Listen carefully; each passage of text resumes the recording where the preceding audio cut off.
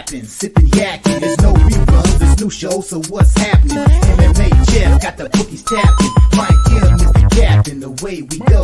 Subunit like Gaucho, so now you know. Joe T got the recipe and we all cooking. Granny's wearing your sister's panties and we all looking. It's the Sports Betting Brothers, Sports Betting Brothers, Sports Betting Brothers, Sports Betting Brothers, Sports Betting Brothers. Super duper Sports Betting Brothers.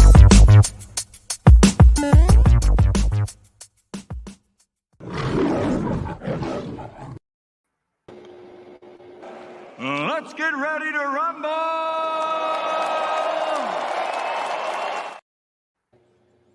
What up? What up and welcome in. It's Tuesday. As if we haven't left here, we're back with the fellas ready to attack the Dana White Contender Series, Season 8, Week number 5. Getting fired up. We're talking backstage, sharing some notes, talking and getting collabs going here. It's going to be a lot of fun. We're going to do some housekeeping and send the messages out there. You guys know the deal. Welcome in. Hit that thumbs up button and share your favorite bets in the chat. We'll make sure to put our plays in the chat as well, but we'd love to get together early for you guys. You know, a little 15, 20-minute early spot to see. It's a 5-fight card. We're going to give you some of our early thoughts, and then we will finalize our best bets as we go through the card here. The fellas are back and ready to attack, though. I got MMA Jeff. I got Keith from Each Every Stride rocking with us. I got Subhuman Gaucho and Fanatical Jim in the house, boys. How we doing, Jeff? Fantastic. It's been a great weekend of football, college, NFL. Rolling into the Contender Series on Tuesday. Always exciting. 5 fights and looking like it's going to be a good card. So I'm excited. Excellent work here. Keith, my guy, welcome back here. We missed you this weekend. How was everything this weekend? How'd you do?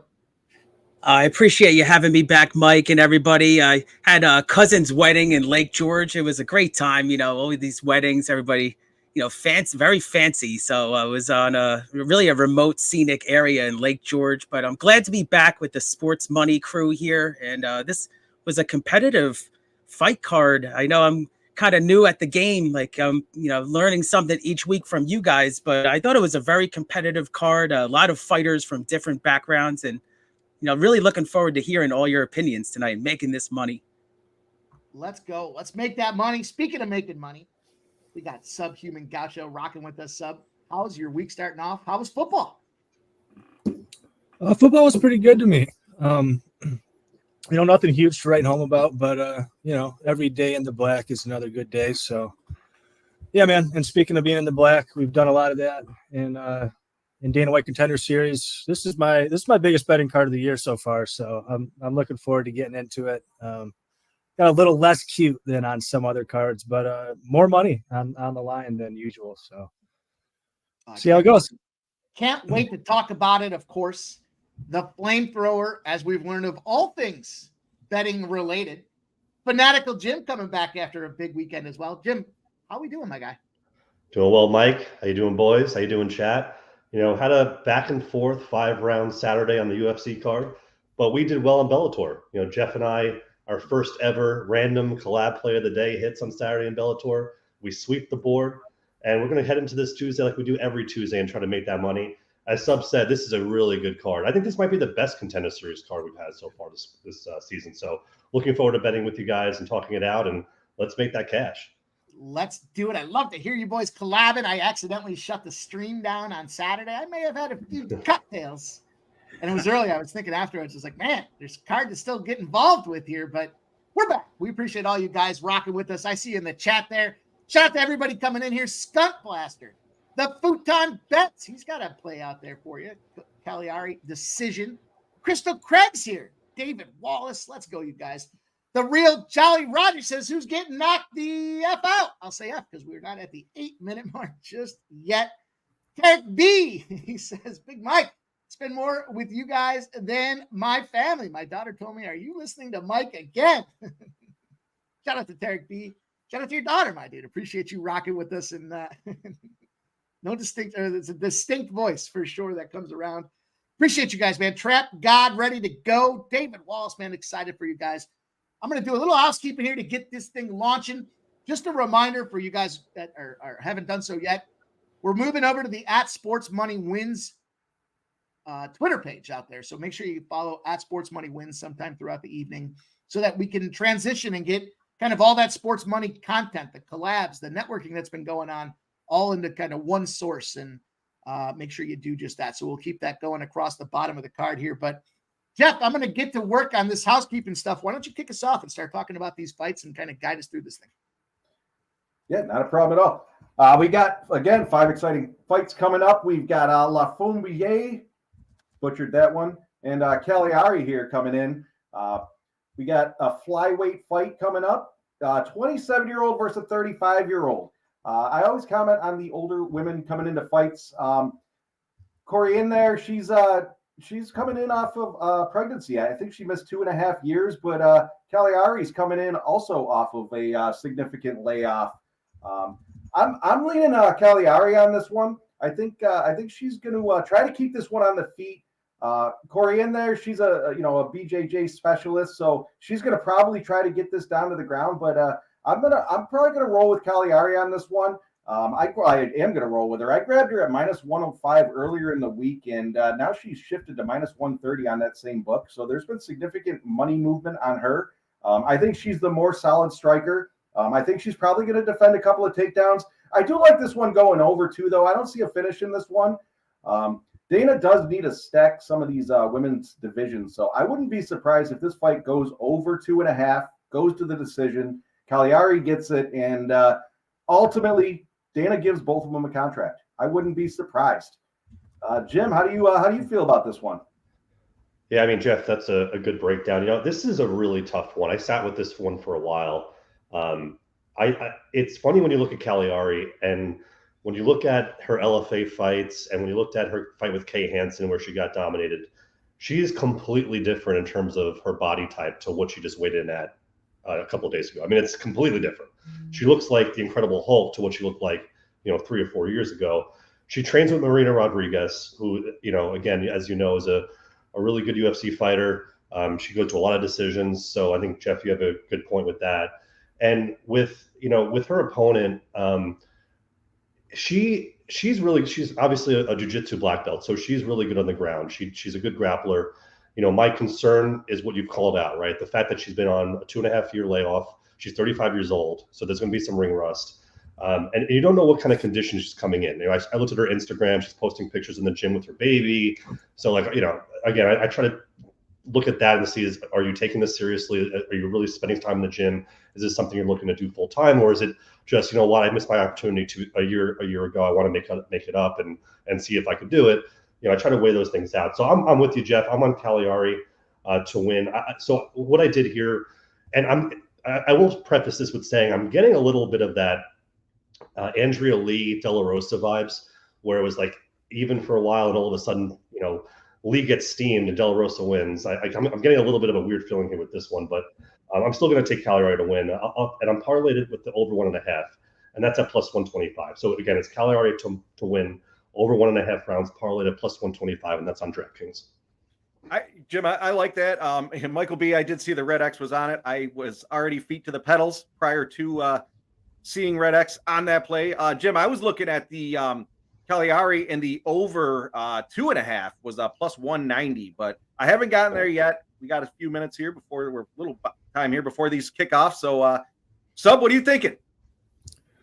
Yeah, you guys covered this one pretty well. It's worth mentioning for anybody that's not, too aware. Laframboise, God, I can't say it now either. I think it's kind of like the drink. You just add the la in front of it. But anyway, she's really legit in BJJ. I mean, really legit. She has a world championship at the brown belt level, and it wasn't so long ago she pulled that in. Like Jeff, I got in early here. I didn't think this line was going to get this wide. I got in at Caliari -102 for 250. I like her here. That's got to raise the glass. I like her here. You guys mentioned a big age gap here, 35 to 27. Caliari, 27, 8 years her junior. And, that's a big trend. But aside from the age thing, she's way more athletic, and narratively speaking, her opponent here, Corrine, was on the Dana White Contender Series, or scheduled, I should say, and during the medical examinations was found to be 3 months pregnant.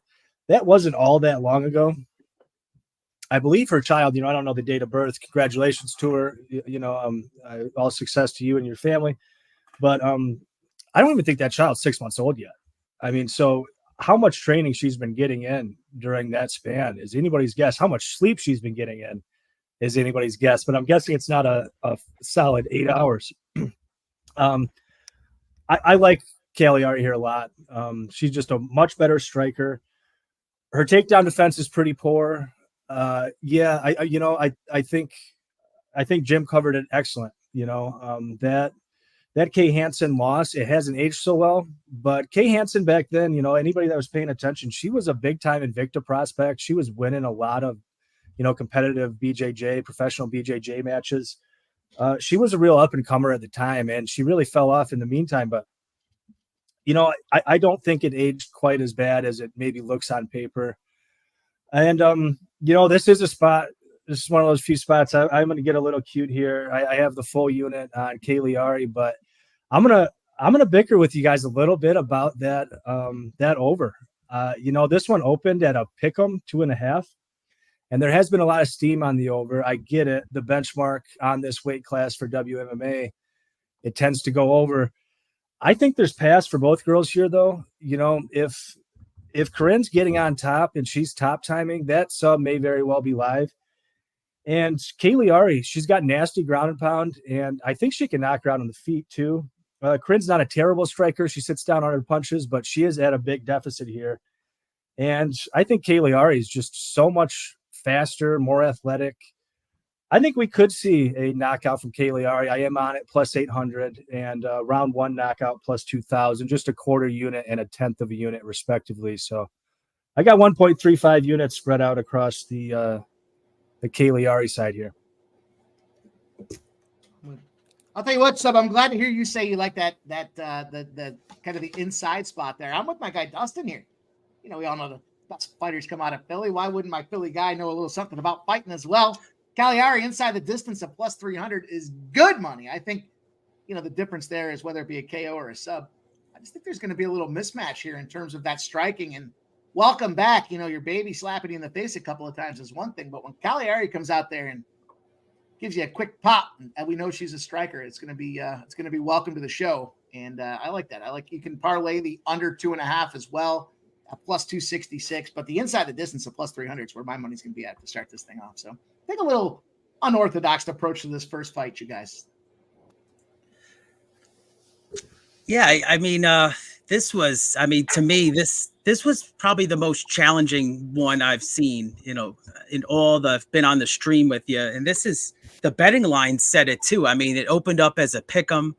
This was, minus 115 each looks like. And then, you guys bring up all these great points here, coming back, from the pregnancy, and Caliari as well is, looks like more of a striker to me. The thing is, taking all your points into consideration, I was looking at the experience edge for, what was it, Laframboise, if I'm saying that correctly here. And, I know both fighters have had layoffs in the past. I don't know. It was such a tough read for me, this one. So I'm glad you actually picked me to go last, because I really wanted to hear everybody's opinion on this one. And I actually got Laframboise at minus 115. So, as Mike says, a house divided cannot stand, but in Sports Money Network, it can, because we're going to be making that money. So I got, I'm actually on the opposite side here, minus 115. I just thought, why is she coming back too? That's an angle there is, what does she have to prove? I know that maybe she's doing well enough to, I know you mentioned, Jim, about the Instagram. I got to look that up now, but it's just, I just thought maybe I got a decent price. So I'm going to take a shot here, but love to see what happens. All right. Can you guys hear me? Is my mic working? Yeah, you're good. Yeah, you're good. Good to go. All right. I like the looks. You guys inside the distance. I don't necessarily like it, but it's a solid look. So we're rolling us into this next fight, and I'm gonna butcher this last name. Tanzilov and Musasa. Sub, you want to give us a take on this one? Well, I'll tell you what. I'll be really brief because this is a fight that I stayed away from. I kind of wish, Musasa was close to plus 200 at one point. I wish I got in. I got a little FOMO. This guy has insane power for the division. Literally insane. I mean, he's knocking everybody out. I think I have a little bit of maybe, I don't know, PTSD or whatever from last week. I was kind of leaning on Cavalcante. He was kind of doing the same thing. I don't know what to make of his level of competition. He's fighting on these African promotions that I don't know a whole lot about. I've barely ever watched. I'm impressed by what I see from him, but I just don't know what he's like, as it gets into the second and third rounds and what have you. Tanzilov, probably a little bit more of a diverse and clean striker, but I'm not awful impressed by him. I'm certainly not willing to lay the juice. Line has come in on Musasa. I wish I got him earlier, but this is a stay away for me. So I'll let you guys take this one. I was a little nervous on this one as well. Fighting in the Congo there. He's not fighting great competition. 6-7 KOs in a row. Good for you. I mean, who knows who you're beating up? And there wasn't a whole lot of tape except for maybe a highlight reel or so of him popping some heads off. But Jim, how are you thinking about this one? Yeah, it's funny because this was one we were chatting about a little bit yesterday, and I was saying I can't find where Musasa got punched on video, but I thought about it, right? And you have to sit there and kind of understand, where Musasa is kind of coming from. He's fighting in an African league that's supported by Kamaru Usman. Usman is actually sponsoring him for this, so this is a big deal for the AKO, the African Knockout League. I did 2 official plays here on Musasa, and I'll explain why in a second. So I have Musasa by KO at plus 225. That's his money line, as far as I'm concerned. So I'm going to take the plus 225, and then I got him at DraftKings at plus 3.5 at plus 105. So how I look at this fight, Musasa has fought 5 times since Tanzilov last fought, and that was back in, I believe, January of 2023. You beat who's in front of you, right? And how I look at Musasa, it's the same thing we saw from the woman's fight last week where, hey, she beat up Tanz. Well, she knocked everybody out. Musasa's not going to let everyone out. That's power I haven't seen in a while. And I looked at some of the knockouts. The competition wasn't great, but again, these guys are ready. They're in defensive stances, and they're getting knocked out. So there's something special to that. As far as Tanzilov's concerned, he has – Sub's right. He's a little bit more cleaner. He's more technical. He's shown some takedown prowess, which – I'm a little concerned if Musasa gets taken down, what happens? Because I don't believe he's faced that. But I don't like how Tanzilov hasn't fought in a while. And you could tell his progression hasn't been good. He's actually regressed a little bit. He had really good striking in his first few fights, and that kind of took a turn. And I want to say it was 2 fights ago, Divas, I believe his name was, or something like that. He was losing the fight. And he broke the guy's nose, and somehow the fight stopped, and he won, but he should have lost. And then ever since then, he got shook up, and he doesn't look the same. So this is just taking a ball of energy and a guy that I think has a one punch knockout power in the Contender Series, where we've seen that a lot. And you're getting plus money, right? So that's where I'm going to go with this fight is Musasa by KO plus 225. And the reason why I took the plus 3.5 at plus 105, there is a path here where Musasa 10-8s the first round. And then Tanzilov takes control in round 2 and round 3, and you're dealing with a majority decision / draw situation. So if I sit with the plus 3.5 at plus money, it's sort of hedging my knockout bet. So that's the way I'm going to approach that. I like it. I like the look and the take on that one. I got to say, I can't remember the last time I've seen a Georgian fighter get knocked out, though. That doesn't happen very often. But Keith, what are you thinking on this one? Yeah, it was actually me and Jim saw a lot of similar comparisons there. So you made some great points. Both fighters, are undefeated here. But I mean, from what I saw, I just haven't really faced big competition, like you guys have said. I'm hoping that Musasa can counter on Tanzilov attack early. And then I think that would be to his advantage later Tanzilov, as you said, Jim, you made a great point, is this first few fights, he easily won. He had control of things his own way. But the last few, he just didn't look the same fighter. I think that's also because the competition got better. But he just looked more gassed from what I looked up online compared to the previous fights. So, maybe the competition's kind of getting to him here. So I expect a good fight. I was actually looking forward to this one, and I'm actually on the same play that Jim's on. I'm on the Musasa knockout. I got it at plus 220, so I think you got a slightly better price, but I think it's a great look. And from what I've read, I think that once he can get hopefully past that first round, it'll be more of an advantage for Musasa. And then just to try to avoid that early threat. So that's my only play on this one is Musasa by knockout KO plus 220. All right. Mike, what are your thoughts on this one? I'm flipped between these two guys. I'm with you guys and leaning towards Musasa. I think this guy, what fight tape you can find, you guys nailed it. He's a knockout artist. They're both kind of knockout guys. So the under makes a lot of sense to me. The challenge I have, and I like the look about the first round, or it's going to be difficult, and Tanzilov might be able to finish it off late. So I'm going to probably lean a little bit more to the live betting here. I mean, I was looking at Musasa by points. Now, everything in the earth tells you this should be a knockout situation. One of them is going to get it done, but it's plus 650 right now to take that big swing at this thing. And, I see the under 1.5 and the over 1.5 or minus 115. So the books are kind of split there. Everyone wants to see that first round. That to me leans to a little bit more of the second. Tanzilov's going to start to maybe take a little bit more physicality over in that second and third. But if I can get Musasa to win that first round, plus 650 by points, I think is very much alive because these guys, I do expect they'll start to gas out as things get a little bit later in there as well. So right now I lean to Musasa by points, nothing official. All right. Bringing us to our next fight here, we've got Yousri versus Taiga. Both ranked number 6, one out of Eastern Europe, the other out of Japan. I guess we'll go, Keith, and I'm not skipping you because I'm going to leave that next one for you to kick off. But let's go to Jim. How do you feel about this one, Jim? Yeah, so, I mean, this is pretty simple for me. Belgaroui is just way better than Iwasaki. When I look at Belgaroui, he's one of, I believe, 2 on the card that's versus Alex Pereira, which you're going to hear about 1,000 times tonight on the broadcast.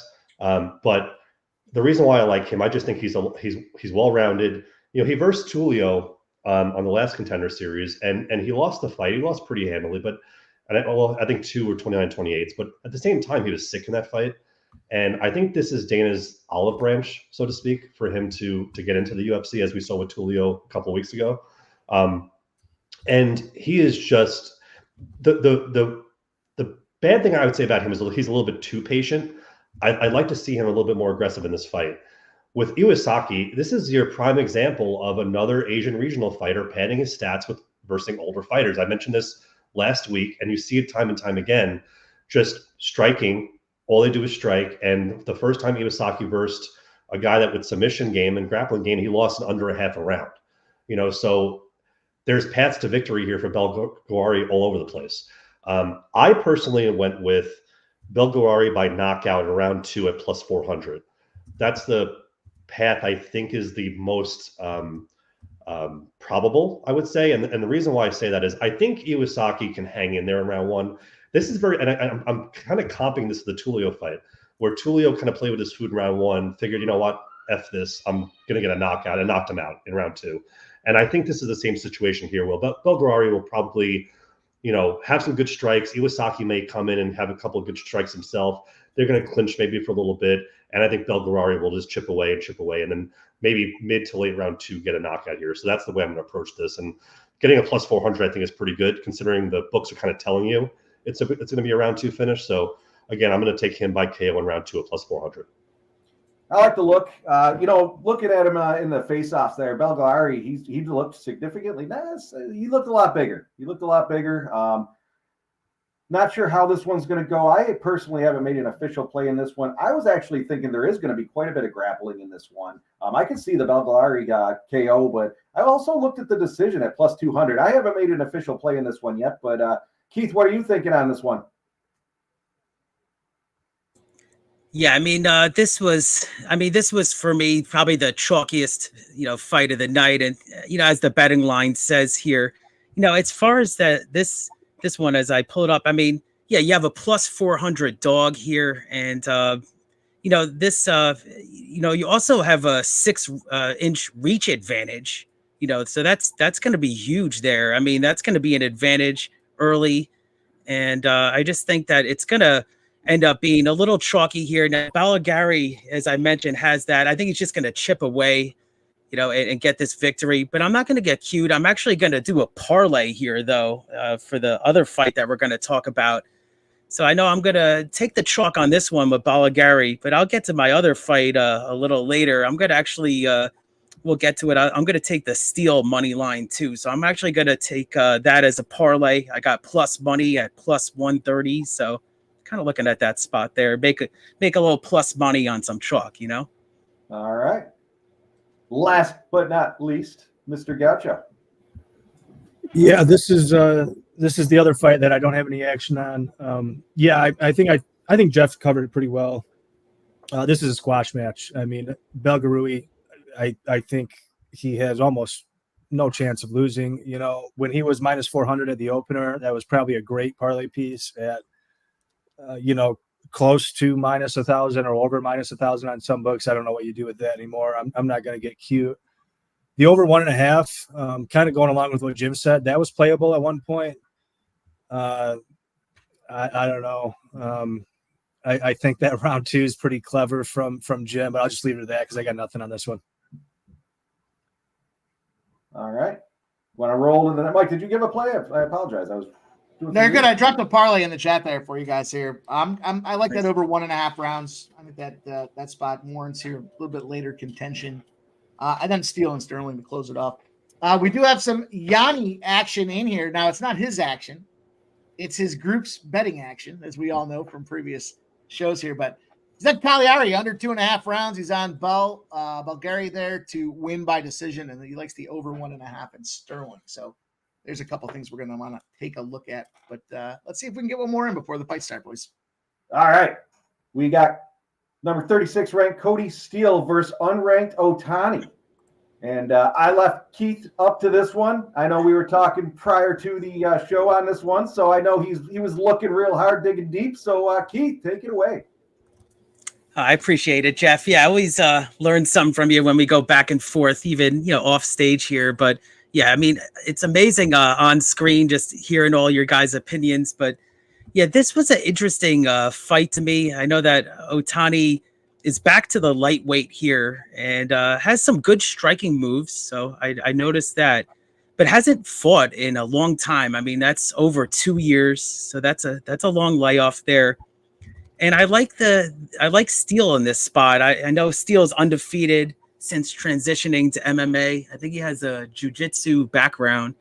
And I think he can win various ways. He could win by KO. And if, obviously if he doesn't get that, he can always go to plan B with I noticed that he actually does well when he kind of just hangs around with his competition and then kind of, uses it to his advantage. So I'm looking at Steele here, hopefully for that upcoming fighter to get the contract. And, I know that I got it at minus 180. I mentioned before that I'm going to do a parlay with Belgaroui here, so that I actually got it at minus 400 early. So I did minus 400 and minus 180 as a parlay there for plus money. So just thought it was something you had to get a little creative on this card. I thought it was the most competitive Dana White series that I've been on with you guys and since I've been watching. Yeah, it's good. That's a great look. Keith, do us a favor and throw that in the chat for us, for everyone. So we can see what that's looking like as we get closer. Sub, what are you thinking on this one? Yeah, I did take a unit on Ottoni plus 172. The big problem with Ottoni, his takedown defenses look proper garbage. Jim mentioned it before on the broadcast. You're going to hear the name Alex Pereira quite a lot. Ottani's one of two men, the only other man being Israel Adesanya to ever beat Alex Pereira.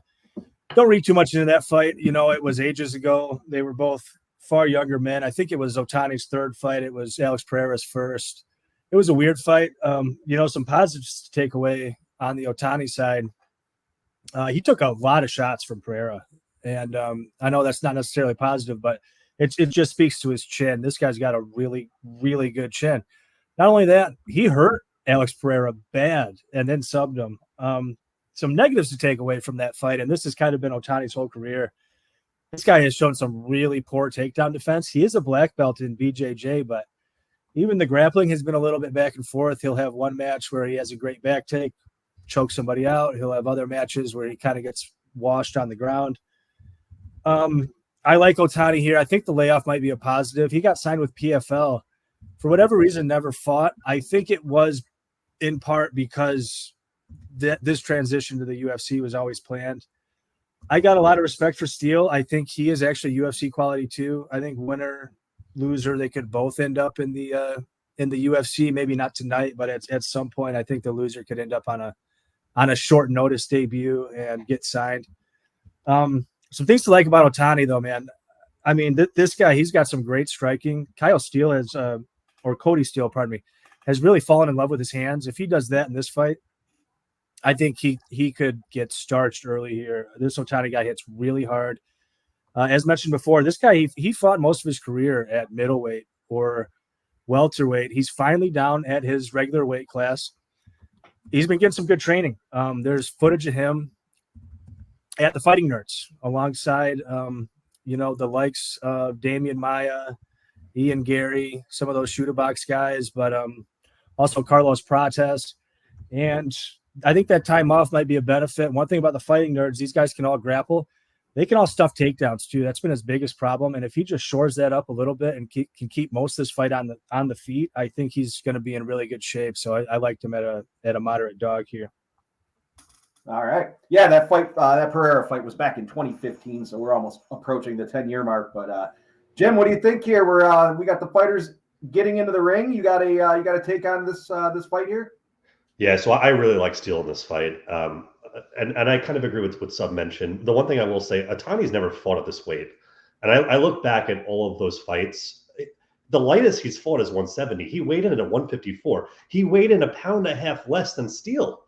So you're against a chain wrestler. There's no way I could take Ottani here. I think his power is going to be diminished because of that. He didn't look good. He looked like he was too slender. I don't know. Something's not adding up. He cancels a ton of fights. That PFL stuff to me, I just don't like those games. I don't think Dana would even sign him playing games like that. So I want Steele here. I have Steele money line and over 1.5 rounds at plus 120. I also took Steele round 3 at plus 900. But what we do know about Ottani is he gasses. He gets slower and slower as the fight goes on. And I want Steele in round 3 because Steele will wrestle you and try to get a sub or try to knock you out. He will keep going and keep going and keep going. So if that's the case and we see round 3 that Ottani's completely gassed at plus 900, to me, that's just incredible. So I'll take that too. All right. Mike, what are your thoughts? I'm 100% on board with Jim here. I think it's a steal spot. I know a lot of guys and girls in the chat earlier today from pregame and we're talking about Ottani, and no disrespect, but I do think it's a steal spot. I do think it's a steal spot late. So I'm definitely with the just looking to find a round 3 finish, regardless of how it gets into play. But look, we are at that time, boys. We got one last fight we'll talk about as we get moving through the evening. We've got some parlays out there for everybody. They're getting ready to go in the ring. Raise a glass. Oh, shout out to our guy, Old E. My guy, Old E, goes into business. What's this action? He gets us rolling. He's had himself a big week, big job with the new business that he's got out there, and a big day today. So shout out to you, Old E, man. Congrats on Old E. your success and much more to you, brother. Cheers. Let's grab another drink. Cheers, Old E. Whew.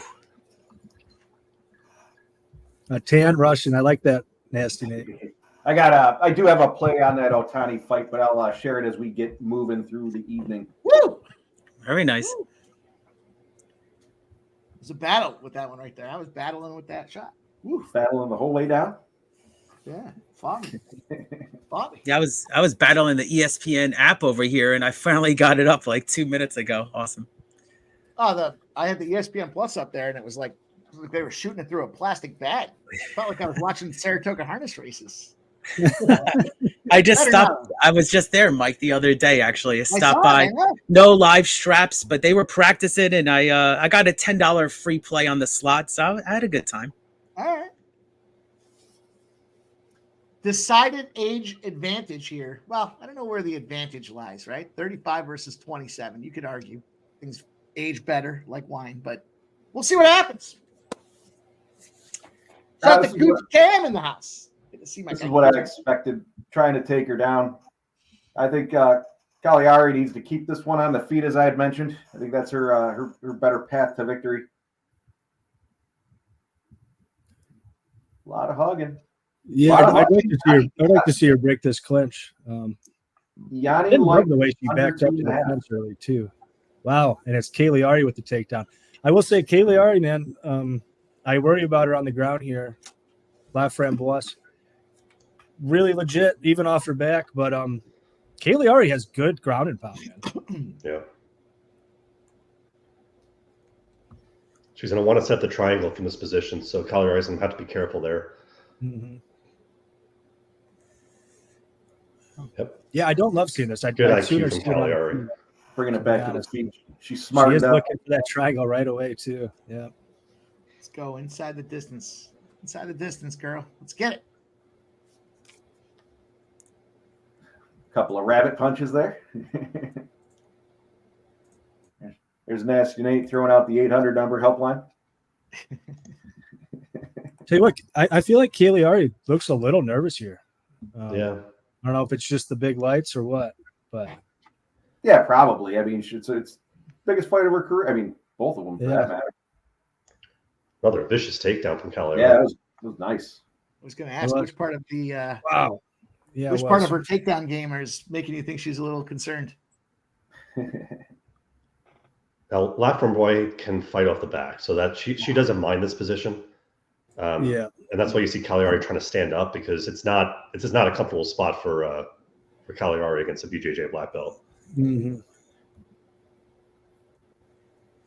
Caliari seems like her grappling has gotten a little bit better over the last couple of fights, which again were over 3 years. I think I don't like these long layovers for some of these fighters. Caliari's got to be careful. Yeah, nearly reverse triangled.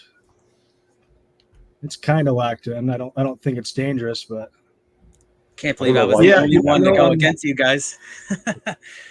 I'm blanking on her boyfriend's name. Her boyfriend's a professional BJJ player. So I suspect that probably has something to do with it. They're probably both spending time in the gym. You know, when you're dating a guy whose life is BJJ, you're probably on the mat a lot too.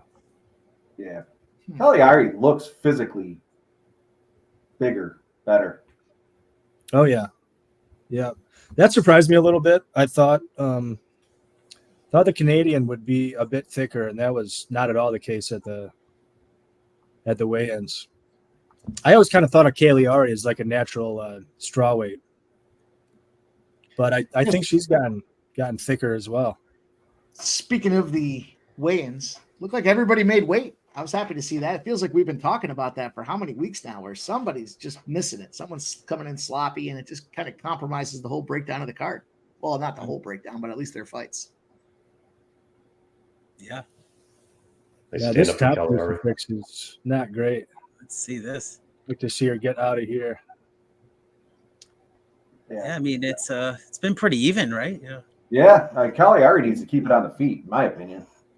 Yeah, I agree. She is the better striker of the two. Oh, bear hug right here. You can tell she wants to. I'm at 45 seconds here. You can tell she wants to grab that cage to prevent herself from getting taken down. The old yam bag sub. At least we're not probably going to have that guy remember that guy was like putting his legs on the cage. Like, this guy's definitely not getting a contract. Well, Caliari looking for a sub here. She got her arm. That would be wild. Wow, she was in deep on that armbar for a second. Oh yeah, she got it. Yeah, she's gonna get it. That's it. Yeah, baby. Oh, wow, that was quick. Wow. Nice call, guys. All right, nice call.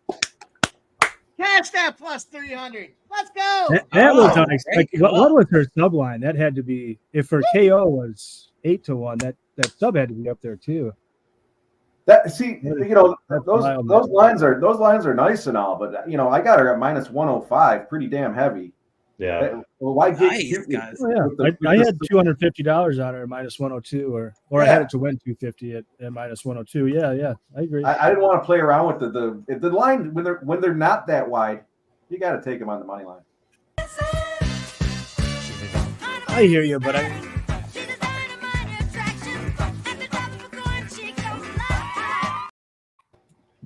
I hear you, man. No, that getting cute has hurt me a lot in the recent memory too. But 8-1 for that KO. Just it seemed pretty darn big, man. Nice, Huge Mike. Huge cash for the Red X.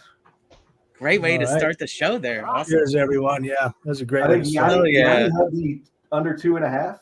Get that money, baby. Let's go. Great look. Yanni had the under. 2.5, I think. Oh wow. Oof.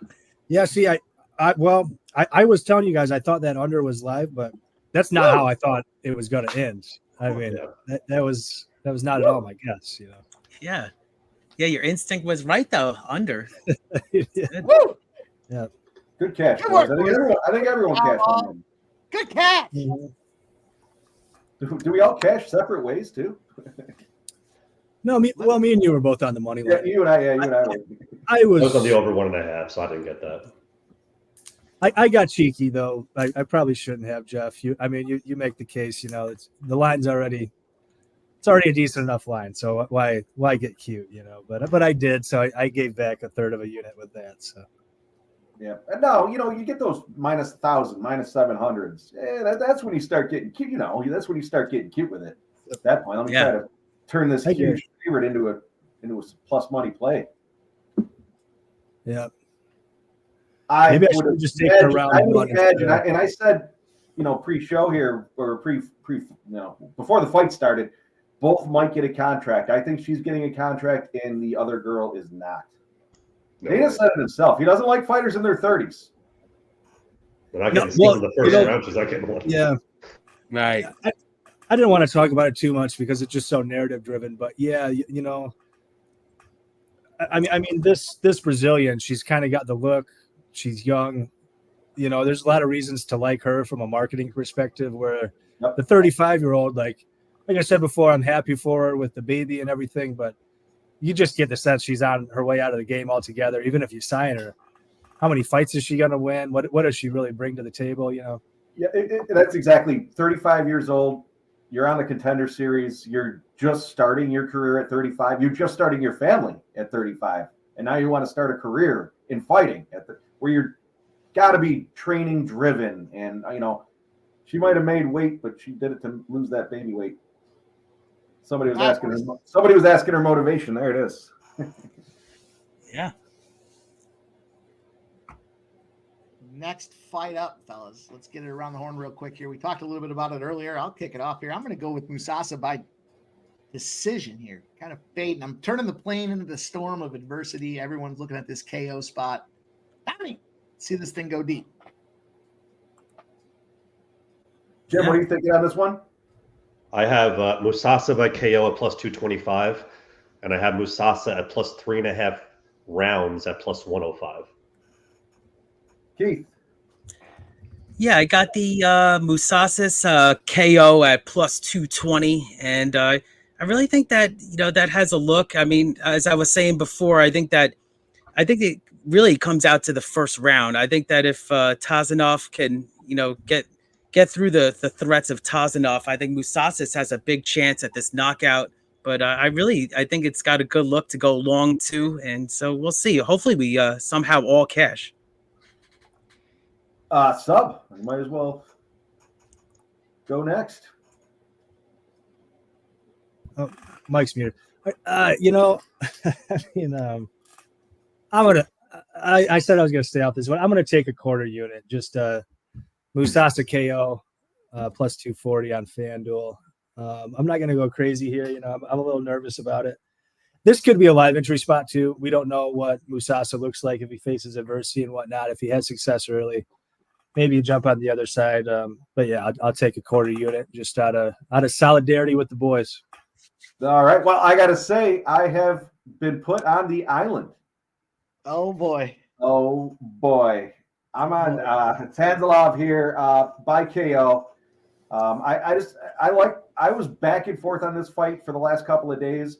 I just don't think Musasa has been fighting the great competition. I hear what you say, Jim, with the the fighters standing there ready to go and they're trained, but he's got some powerful hands. But I think Tanzilov there, he can maintain. He's got the greater reach advantage. He can pull the guy in and grapple if he needs to. So I don't know. I don't think Musasa has been tested. I do agree with your pre-fight breakdown of Tanzilov there. Not necessarily. I don't want to say he's regressed. He just hasn't advanced in his skill set. So I'm on Tanzilov by KO.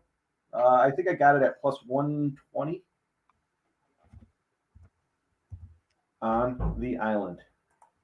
Shout out to Nasty Nate banging away on that last fight as well. I like to see him looking at this over 1.5. Let's get this money. Let's go. Oh, nice, Nate. Man, I didn't know you had the sub in there. Oh, hell yeah! Well done, man. Well, hell yeah. I did take him on my other site, Tanzilov, inside the distance at minus 110 as well. Couple of plays on this one. Shout out to Michael Buena. He took a hard-fought L in week number 1 of fantasy football. Michael B, that was a tough loss. To none other than your boy. Let's go. But he did. He says the island's usually a good place to be. Wow, Michael B, I don't know if you were watching the scores, but I was down 14 points going into last night's game and managed to pull it out by 1. Wow. Yeah, it was a big win. Comeback. Yeah. Who did you have? Who was the big player that did it for you? He had Wilson and the Jets defense, and I had Deebo Samuel in the San Francisco defense. So, all right, so you grinded it out. Yeah, grinded it out because San Francisco, I had them in another league. They scored some points, but I thought they were going to score more. But yeah, Deebo did really well. Yeah, I rolled the savior for my week was I rolled CJ Stroud as my quarterback, thinking he's going to have a hot year, and I managed to pick up Diggs on the back end. So 2 touchdowns for those guys. That was a solid combination. No, it's not going to happen like that every week, but cool. We'll take it when it does. So we're a little divided on this one here. Wouldn't surprise me to see Tanzilov win, but I think if we can get through the early, be right back, boys. Musasa could make a case for the late, fellas. That's what I'm looking for here. We'll see. We'll see how it goes. But that was great. Good job. First round for first fight for those that cashed. And look, 1 down, 4 to go. We still got plenty of time, plenty of things happening. We got Major League Baseball popping off as well. Here, look at that. Oakland Athletics. I leaned to the Athletics. I didn't pull the trigger on them on the show. I wish I had. Yeah. But it's okay. Padres and Mariners is a 9:40 start. So you got an hour and 10 minutes there. I'm on the Mariners first 5. I took the Diamondbacks minus 1.5 at plus 125. That line's coming down. Or at least it did last I looked. Also on Arizona and the over 7.5. Nasty Nate, I did not survive. I unfortunately was on the Bengals. And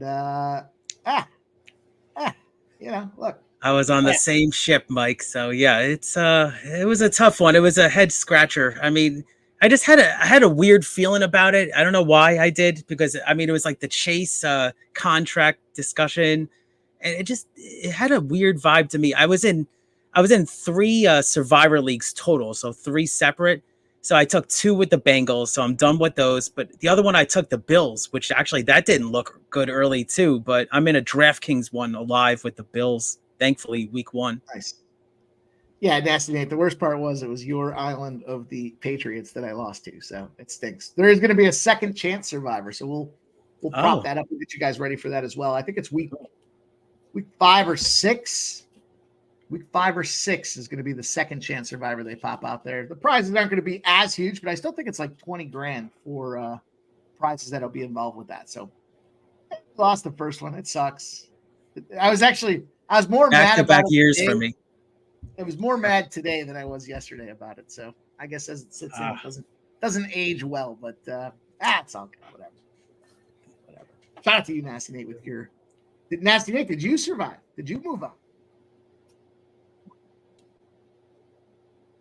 Put a 1 in the chat if you guys got a free survivor entry and you survived on to week 2. Put the 1 in the chat.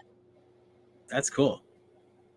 I mean, you would have to think that probably knocked out. I think it knocked out like 40% or something like that, right? Oh yeah, Yeah. And that's that's kind of that. I saw that with Circus Survivor. The big deal there was the entire. I mean, not the entire, but 40% or so were involved with the Bengals, and they took the L. So that's where tough week. The biggest dog week on the 1 card wins outright. I mean, on the road, not even a division matchup.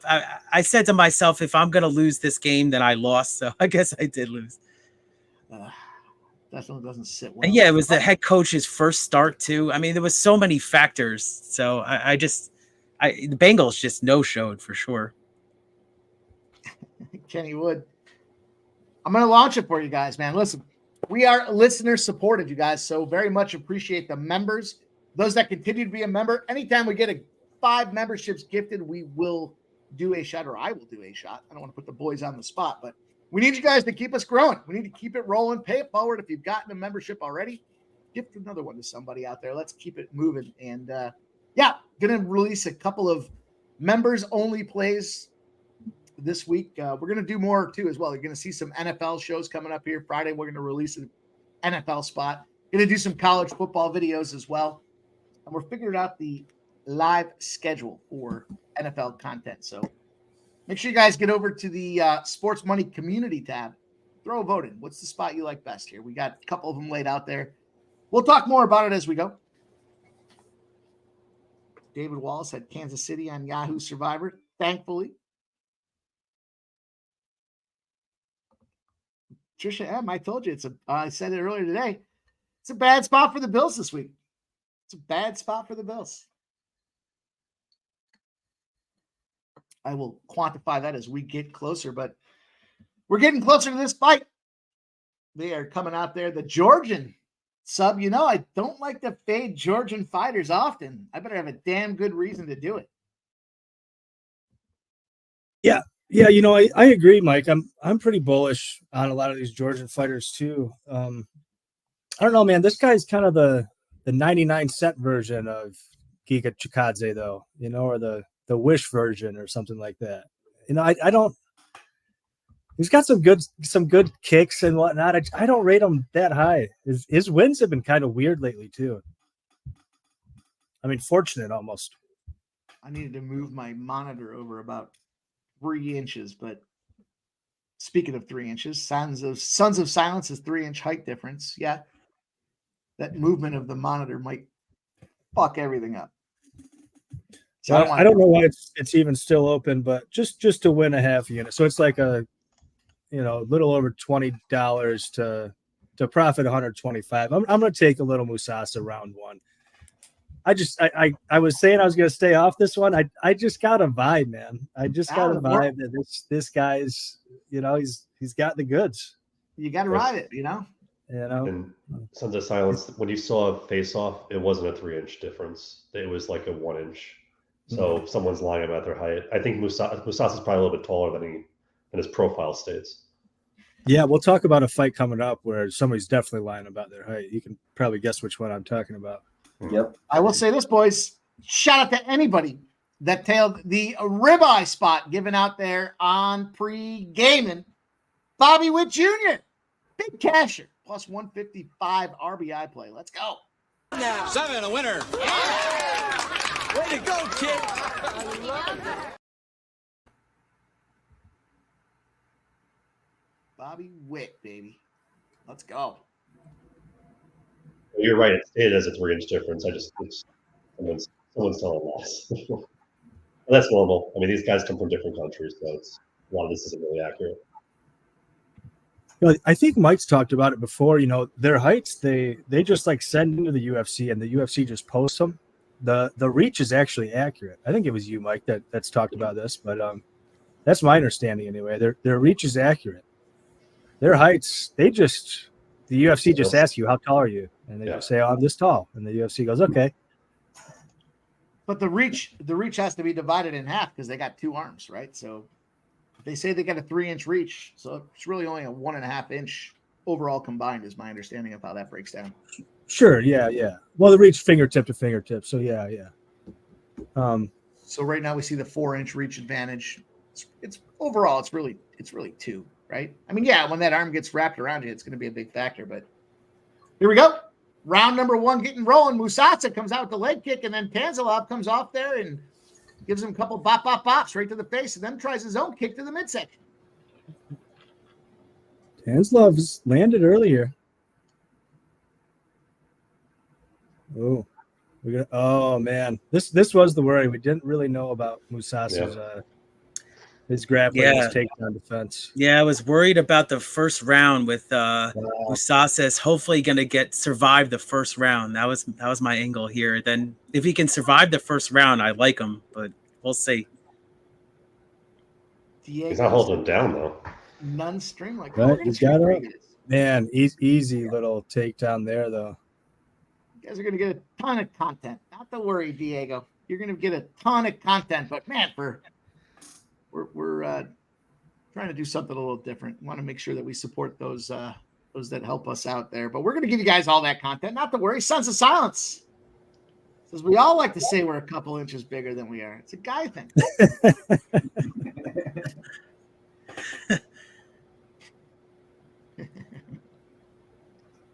Everyone laughs. He has anything to say. Musasa, I don't know if he was expecting this kind of fight. I don't think he's been in one of these before. He's been showing pretty good stand-up. Like he's not getting held down. No, he's not. His get-ups are good so far. Yeah. Oh, he's nice got punch. those solid kicks he hasn't started using yet. There's a powerful punch. Yeah. Oh yeah, he got him a little wobbly for a second. Yep. Oh yeah. I like Tanzilov coming up with the high head kick though. Yep. His kicks look great. Those body kicks are great. He's going. Yeah, he's gonna try to. He's had success with like the wrestling, especially upper chest. He's just kind of overpowered him a couple of times. I think with the power of Musasa there, I think Tanzilov needs to be taking him down more. Yeah. I don't mind Musasa doing this, working the clinch a little bit here. Yeah, run that fucking clock. Tick-tock, baby. Because Tanzilov was looking like he was slowing down a bit. He came out really quick, like super quick. I think he caught him with that left, slowed him down a little bit. Yeah, you can tell he's respecting the power now. You know, so somebody told me, I don't know how true it is, and I'd be curious your guys' thoughts, but especially early, when you see the guy put the hand up to the face, like we just saw Tanzilov did, it shows they're uncertain. Their preparation of what they thought was going to happen versus what's actually happening out there is kind of like them giving a reboot. Like, I got to reset myself. Ooh. I don't know exactly how this is going to go. It was almost like their game plan doesn't match what's actually happening. So it's more of a defense maneuver to try to prepare or cover themselves just for the unexpected. You guys heard anything like that? No, I can see that being true, though. Yeah. You're game planning for something, and you're not necessarily expecting the guy's power or what his game plan is, and then you taste the power and you see that your game plan might need to be revised in between the rounds. Well, you don't realize how powerful the guy is. Like, right. You think you know he's powerful, then you get a hit with his punch. It's like, oh wow, he's actually powerful. Yeah. Mm-hmm. It just, I kind of point that out because it seems to me like it's a live bet type of opportunity when you start to see that. Not to say that, I mean, we're already where we are, but it just kind of shows that the actual result is different than what was expected. And that's going to, count on a corner spot there when they get to the corner after this round to help him recalibrate, readjust. And we'll see if he does it again come round 2 is what I think it's going to come down to. But then, of course, when you see it in round 3, they're just looking to get the hell out of there. They're not. Well, it looks like Tanzilov yam-bagged Musasa. And then called me. Yeah. I saw that too.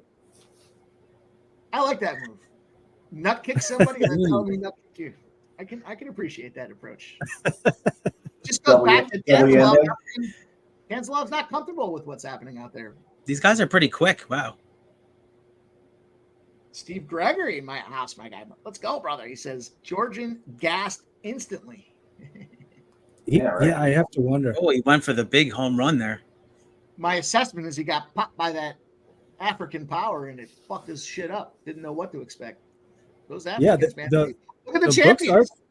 The books are favoring Musasa. I bet. Really? Oh, I'm surprised. Surprised. Yeah, I mean, Tanzilov has been getting these takedowns. He hasn't been doing anything with him though. he's out striking him too. To be fair, I'm hoping you get through this first round and then kind of just hopefully. I mean, I know Jeff's on the other side, but just maybe kind of the gas out factor too.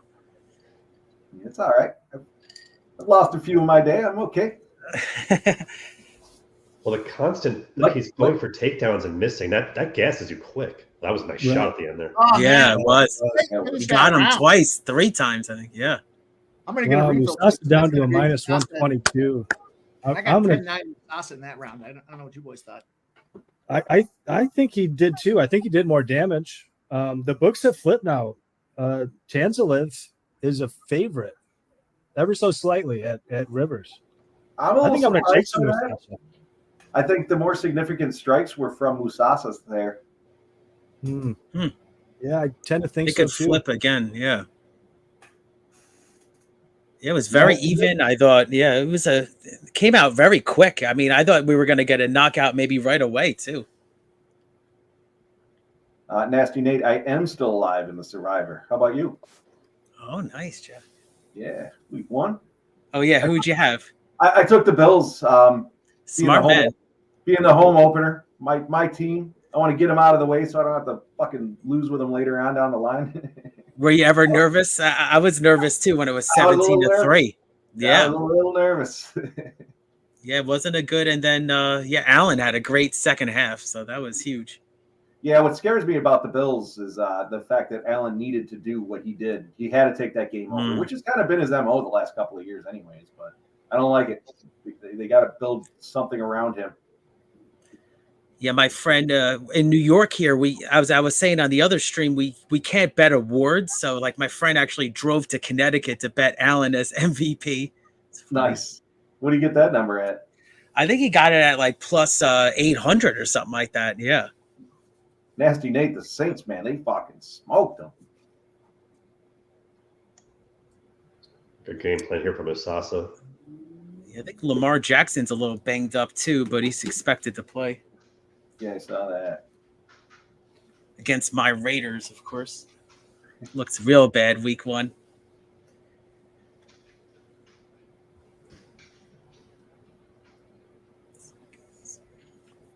Yeah, I hesitated too long. They weren't taking in my Musasa bets. Should have got Musasa's out.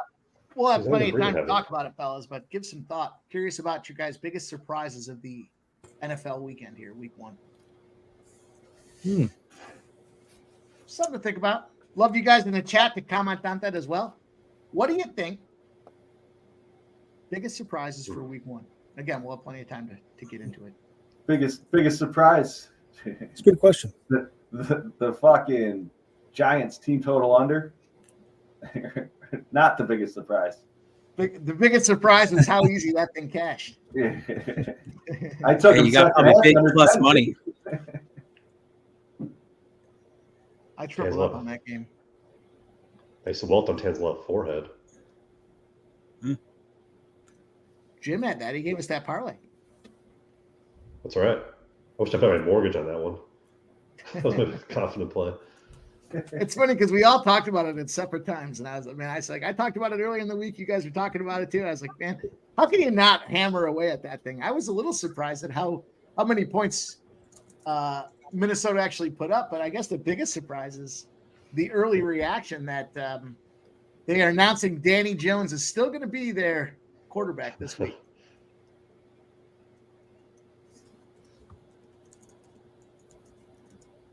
This is your $40 million guy, and it's week 2. Not even week 2, but it's the beginning, and you got to tell everyone he's still going to be your starter. Yeah, for what, True Lock? Like, who do they even have? Yeah. Right? Keep your phones on, boys. I don't know how you pass footballs anymore, but I think I could hand off to the running back 25, 30 times. Even you, Mike, you're going to get a call. Yeah. Yeah, I might be able to take 2 or 3 sacks. I give myself 2 sacks and I'm out. 2 sacks and I'm done. If I got up after the first one, I'm good for 1 more, but the stretcher's coming out after that. Good pressure here from Musasa. Yeah. Uh-oh. Tanzilov just Shelling up here. Oh, he's got out of it. Yeah. Oh, he gives a big left hook. Oh, big. He did throw a big shot back, yeah. And he's up against. There you go. That was his best move, was to get out of there. Yeah. Get the hell out of there. Wow. I'll tell you, it's something to be said. These boys can throw. Africa's. Oh, he's going back to the know, wrestling. Man, this guy's I heard an interview a couple of months back. It was probably 6 months ago. It was Dana White, and he was kind of talking about when it regards to the African fighters. It's hard because the markets are so scattered. It's like it's a huge opportunity, but they just can't seem to get the TV. There's so many regimes and things that are going on. They can't get it right. And he's like, it's hard for us to figure out how to effectively market our champions in that space. So Yeah. They can't get anyone in broke countries to pay $2,000 for tickets. that too. Shout out to Nasty Nate cashing another one. Shout out to Nasty Nate's on fucking fire, dude. Let's go. Yeah, Michael. I remember he said the other day. Was it Saturday? Told you guys.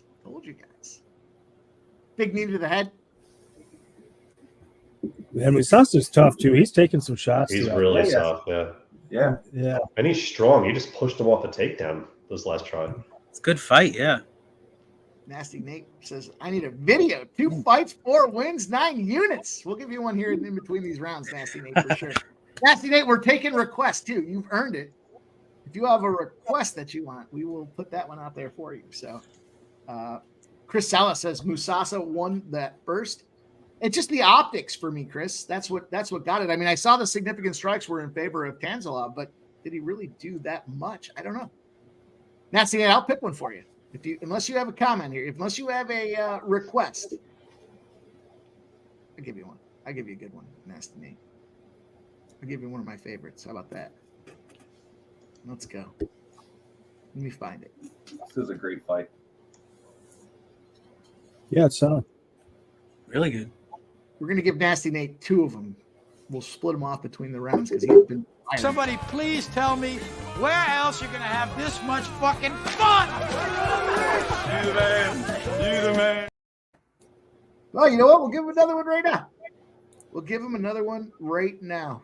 This is in honor of Nasty Nate. Google me, bitch! What? Google me! You might want to look me up sometime, Barbara. I do love that one, man. That's Shout out classic. to Nasty Nate fucking firing. He's Real Jolly Roger says he's using all that free Pats money. He told us all the Pats are going to smash, man. Fuck, dude. I love it, man. You guys are doing a great job. Everyone collectively has been working hard, coming up with winners. You guys are doing great, man. It's fun. All right, round number 3 is underway. Tanzilov's trying everything he do. He's trying to kick. Literally, he's trying to kick the shit out of Musasa, but it ain't working.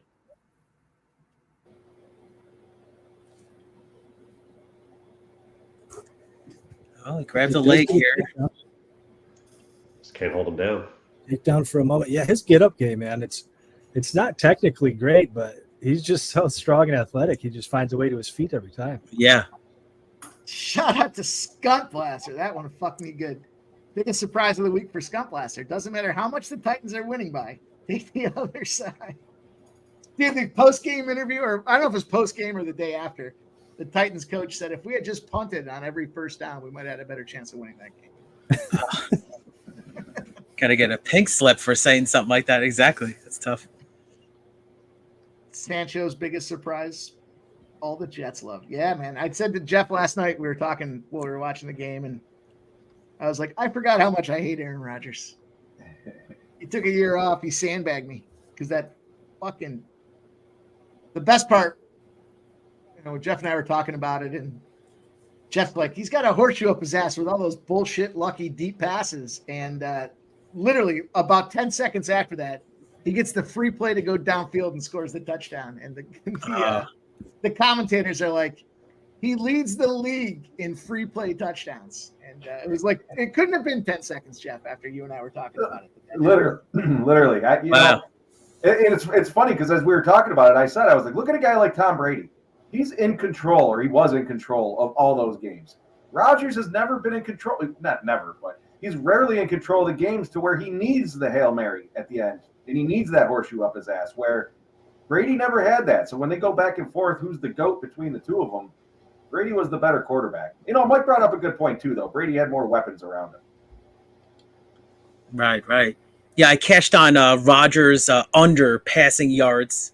I did it like literally 5 minutes before the game. It was, I think it was like 210 yards minus 105 or something like that. So easy cash. I think he ended up with 167. Nice job. Yeah, thanks, man. And what was that? Like a low blow that they had? They stopped it temporarily. Like a Musasa low blow. on the back, netted a couple big shots from there. They're trying for a sub here.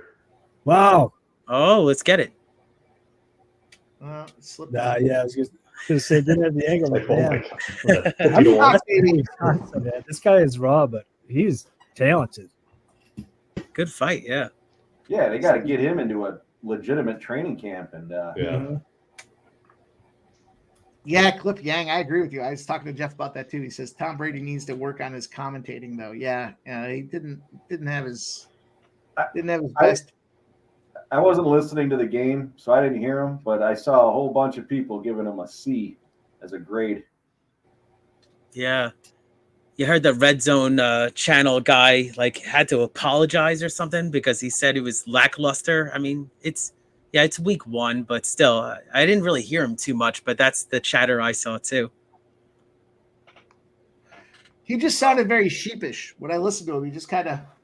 He wasn't dictating with command. He was just kind of reacting to what the announcers were teeing up for him. It was like, he's got to get his footing underneath him. I'm sure he'll do just that. Nobody preps for anything better than Tom Brady, so I'm sure he'll figure it out. But ZC says Brady had the better defense.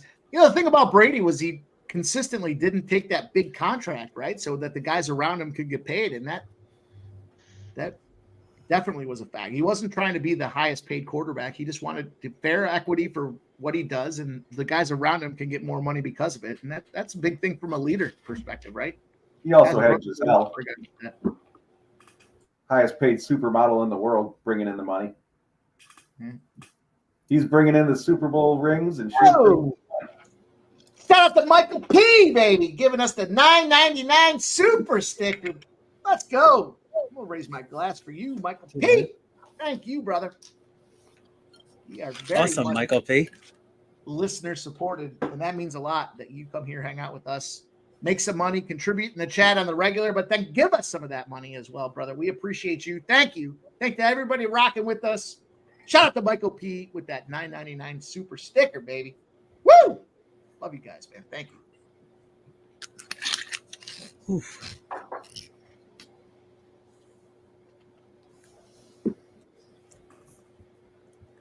Going down to the last seconds.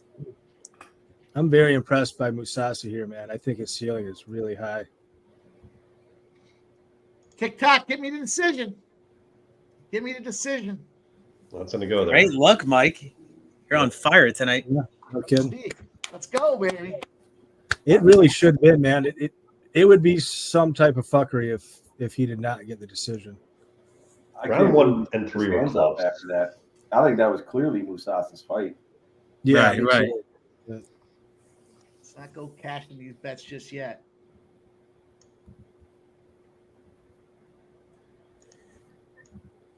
We have seen worse cards, Every time I looked, Musasa was beating him up. I mean, it looked like he was running for his life as opposed to trying to dictate pace, and that's a big factor. Mm-hmm. Yeah, they both got some nice punches and kicks. So, but I agree. I think it's a slight advantage to Musasa's here. I've been so disappointed before. It's the UFC, the disappointment league. So let's hope we don't get disappointed. Judge Effery. Yeah, the judge fuckery is very much alive, boys. Yeah. Great call by Diego. It's great to see Diego in here. He says, great fight, but for a contract, let's see. Yeah. Good point. That's a great Well, point. Musasa has to get one if he wins. Come on, baby. As a big of a dog like that. Come on, baby. I agree. I think there's potential there, like you said, Sub.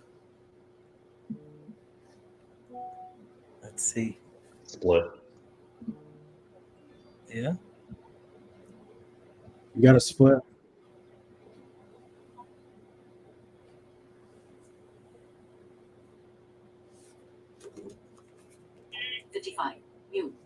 Yeah! Nice call. Nice. Let's go. 50, baby. Let's go. That's awesome. Great call, Mike. Raise him up. Go. That decision was a great call, man. Yeah. There he is. I'm very around.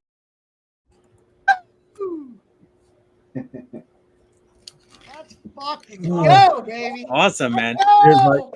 Michael Blana cashes it. Let's get Michael Blana a video. Yeah, get the videos rolling, baby. Great start, man. Awesome.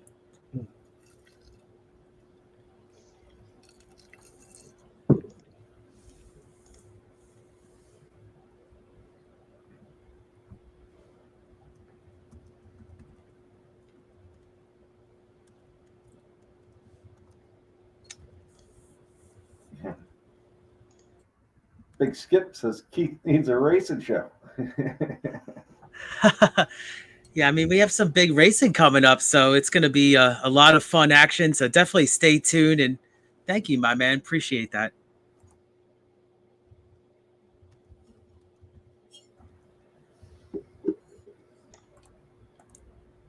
Yeah, this the interviews after. I haven't seen any blood yet on these fighters, but the other one I was on, I think 2 weeks ago, the guy was pretty messed up taking the interview. Woo! I'm gonna take a drink for that. What the fuck? Let's go. Cheers. Let's go, boys. Cheers to you Cheers. guys rocking and rolling, man. Appreciate everybody hanging out with us. Make sure you hit that thumbs up button. Appreciate your time. Appreciate everybody rocking and rolling.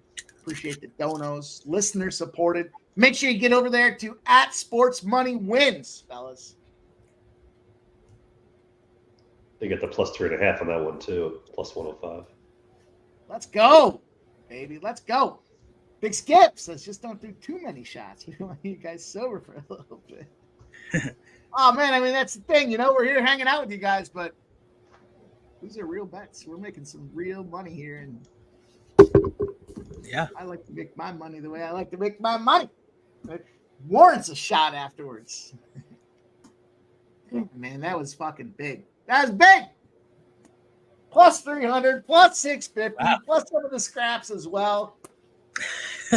Yeah, it was a great look. I mean, a lot of us were on the KO there, and so it ended up being a grinding kind of fight. So nice, Mike. And then you got the +300. That's huge. Man, we said that on, was it Saturday, boys? We were talking about these like the Nolan fight was supposed to go the distance or supposed to be a K1 situation plus 1,000 to go the deep, and then I forgot what the one last week was. The KO was supposed to happen, and they end up going to the distance, and it's like, man, anytime everybody thinks it should, should go the other way. Zig and zag, baby. You know what we do. Shout out to you guys rocking with us, man. Hopefully you're making some money too. We got some opportunities on this next one here, so not as convicted on these next couple fights as that my conviction doesn't run as high. But Diego says Bulgari plus not in distance. Let's go. What do you guys think about this one here? I'm still looking. I took the over 1.5. I got this is the parlay play for me. I've got the over 1.5, Steele and Stirling, and that was a plus. I think it was plus 220. Plus 220 for those three. So I'm gonna double back on the over 1.5. I'm on the 1.5 as well at -155. I'm thinking I might take Bulgari there in round 2. Yeah, that's what I have. I have I took the KO prop, so I have Bulgaria by KO round 2 at +400, and I did put a parlay in. It's the fight parlay. Bulgaria to win and over 1.5 rounds at -130. That's on DraftKings. Oh, I like that too. I'm gonna jump in there. I'm gonna tell that. I'm gonna tell you, Jim. Like it. Gary in the over parlay. Nice. Yeah, I put a parlay in the chat before. I got Belgaroui and Steele money line. I got it at plus 115. So I thought plus money if you can get that. I mean, obviously Steele's the one that if I can get that, I mean, you can get paid. So try to, with this chalk, you try to hopefully put a parlay together and get plus money to cash. I gotta want to take that too. Nice.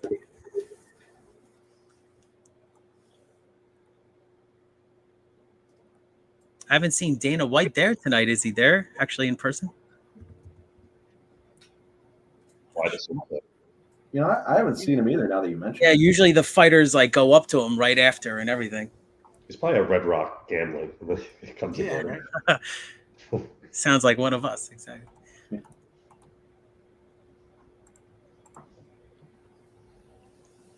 ZC. Let's go, boys. Chris Salas says Musasa took round 110.9. I think it was the optics, Chris. I think that was the optics of just the way, despite the significant strikes, it just looked like Musasa came out more aggressive. He was out there battling. He was out there sticking and moving. He had agility. He was doing all the things from a fight IQ perspective to show, hey, even if you're not winning, just keep moving. And the best round to do that is in round number 1. Nasty Nate alert. I gotta get a horn or something. Nasty Nate alert. He's looking for a sub. Nasty Nate, who is subbing? Belgaroui? If Nasty Nate's saying sub, I might sprinkle a little sub round 3.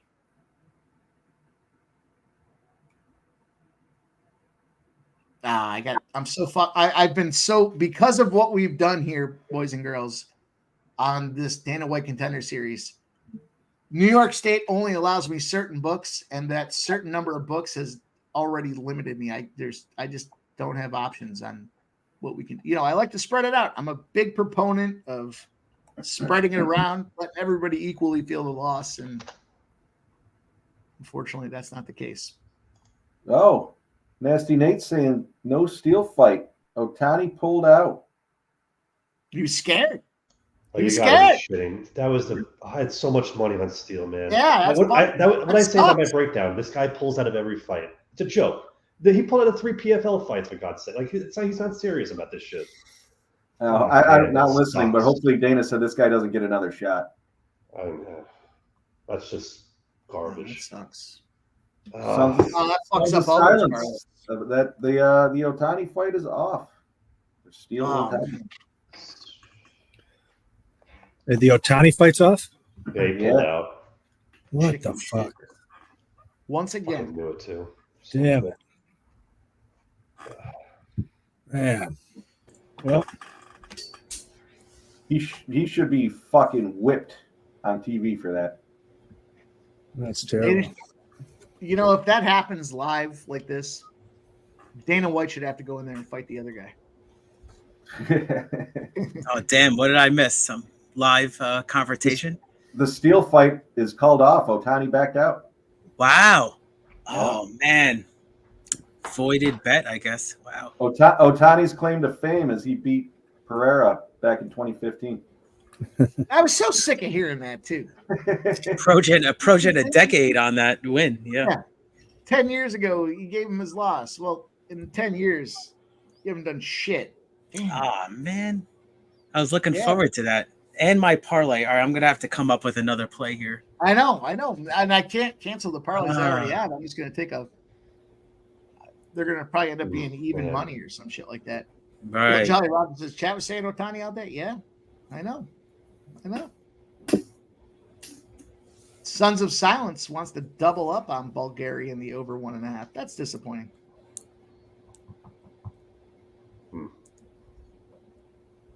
Derek B. Like another decision on the Yousri fight.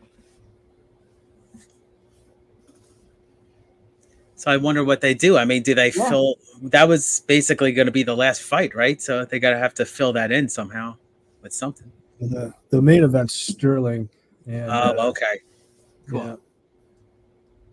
Disappointing though. Yeah, I was really looking forward to it. Yeah, I did a decent amount of work looking into that fight, but yeah. Not only did you cancel and blemish your fucking reputation, but you fucked everybody that spent time looking at your fight. I'm gonna have to, I got a book here writing some notes, so that's something I'm gonna put in that and just kind of take a note of this. This is important.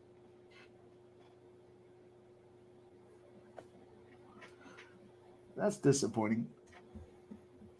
Does anybody know what the reason was? If any of you guys in the chat were listening. It's not 2015. That's the reason.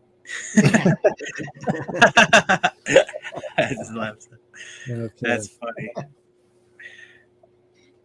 He's not faking anybody because it was 10 years ago. That's funny. Michael Buena, they're saying it did. All right. And it's off the books. So, yeah, I'm going to say. Oh, that's it then. Yeah. What a scumbag. Yeah, they haven't paid me my money back, but they say it on the broadcast, or where did you guys hear it? Dana White said it, and then I looked over at Bet Online, and that fight is no longer on the books. Wow. The books move quick. Yep.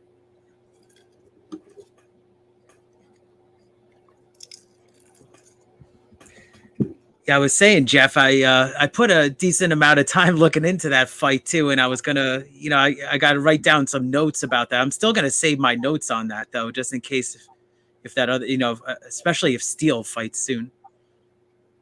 Yeah, by all means. It just sucks. Yeah. Well, it just sucks when there's 5 fights. One thing if there's 13, 14. Right. Good call. Yeah. 5 fights. Now we're down to 4. Gonna fill that time with some interviews and some documentaries. Yep. Yeah, they probably will do a bunch of promo material now. That's what they're doing right now. Yep. I heard. I don't know where I heard it. Maybe it was Ramon that said it on the morning steam. That the UFC usually puts, I don't remember, it was $2 million into the fight promotions and the process of the fights that they're doing, but because they're at the Sphere, they had to put a $20 million gig in there. So a big fight opportunity at the Sphere this weekend for UFC Nocho. Fucking. Yeah, and then fucking boxing came in and stomped him with the Canelo fight. Yep. No, we're rolling into the next one. No, I don't. Here we go. Throw a bunch of promo stuff. Belgaroui is insanely big, man. I mean, he's not as thick as like Alex Pereira, but I think it's going to be master for this weight class. They're just going to give the contracts out quicker. Yeah, hopefully. Yeah. I don't need to go through, 6 different UFC Noche promos. Yeah, I was going to watch a documentary here. Exactly. It's funny, Sub, because I think Iwasaki is too small for this division, and I think Belgaroui is too big for this division. It's kind of a weird matchup. Yeah, it does seem like Yousri would be a better fit for light heavy if he just, That's what he was fighting at, and he came back down for this fight. Mm-hmm. After the Contender Series, it went up, and then he came back down.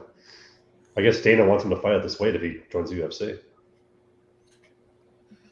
You guys, 9:40 baseball action. I've got the Seattle Mariners first 5. I took the Diamondbacks -1.5. I got them at +125 earlier today. It's down to -114 Diamondbacks. I also took the Diamondbacks in the over 7.5 at +195. So that's some baseball action that's going to pop off here at 9:40. You got about a half an hour to get that money in. Just because they're leaving the lines open and they're going to give me back my $250 on Ottani, we'll put $20 on Yousri sub round 2, 50-1. Why not? He's training with Glover. One of the best submission guys to do it. And Glover's a BJJ guy, but most of his submissions come after club and subs. So why not? Maybe Yousri just he gets the rub and touches him a couple times in round 2 and then wraps up a neck. Why not? It's not a bad look. I do like that. I'll just share with you guys real quick because I know, Mike, you were talking about MLB.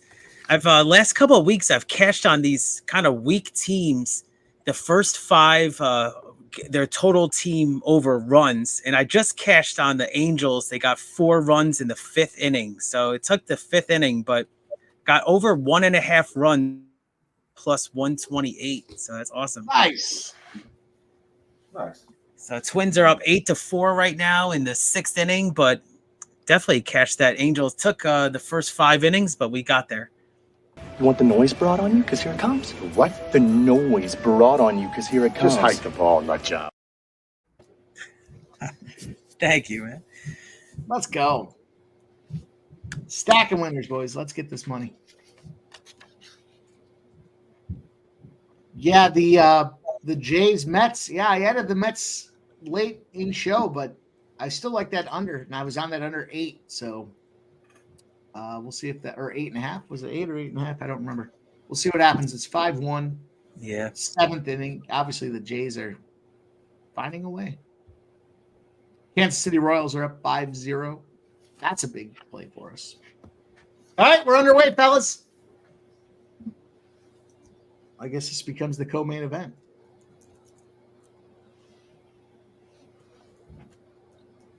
Did they say why he backed out? They probably won't, but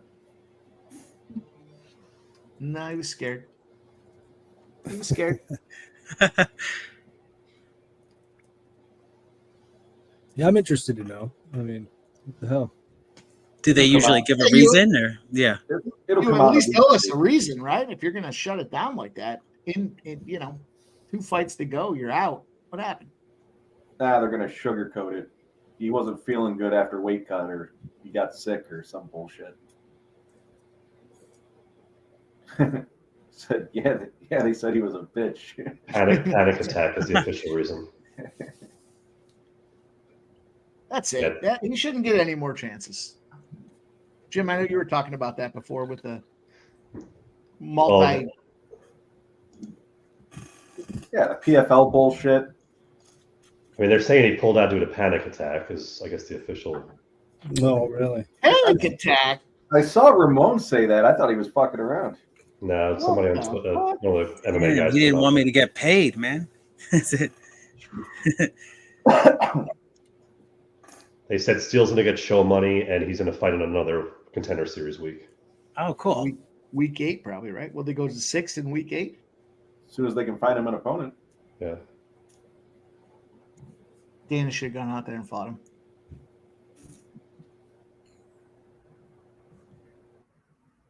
You would think they have the card set up though. So what are they going to do? Throw a 6-card or 6-fight card at us, or they're not set up yet. There's so many. I think like next week or 2 weeks from now is only 2 fights official.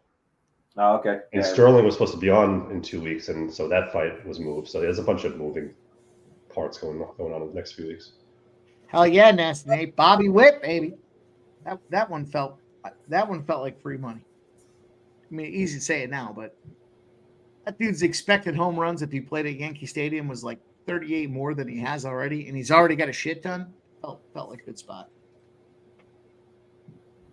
Yeah, and Yankees are down 5-0. Wow, surprising.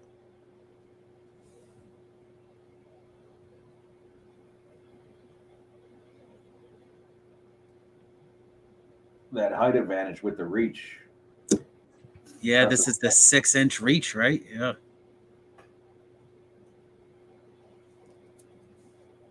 I mean, Bulgari's kind of hunched over, and he still looks bigger. Typical fight, but he's staying patient, throwing kicks. I mean, that's what happens. Just keep adding up the damage. Yep, keep my range. Right. Now the books moved. The books moved on this, right? I mean, I'm sorry. It was I got it in the parlay. I know that I don't have Steele anymore, but I got minus 400. I think it actually moved way higher than that. Oh, well, I hope. Watch this go to fucking no contest, but I'll really flip out. Oh,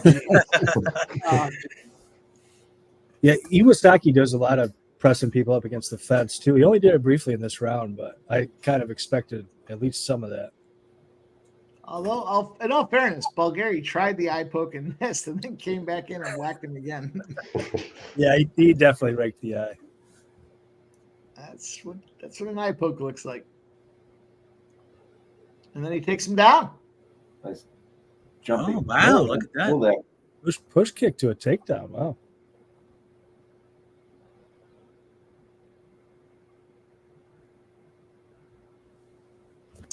I'm actually going to see if I can get some live betting action here. Oh, you get him again? Come on. Control your weapons, scumbag.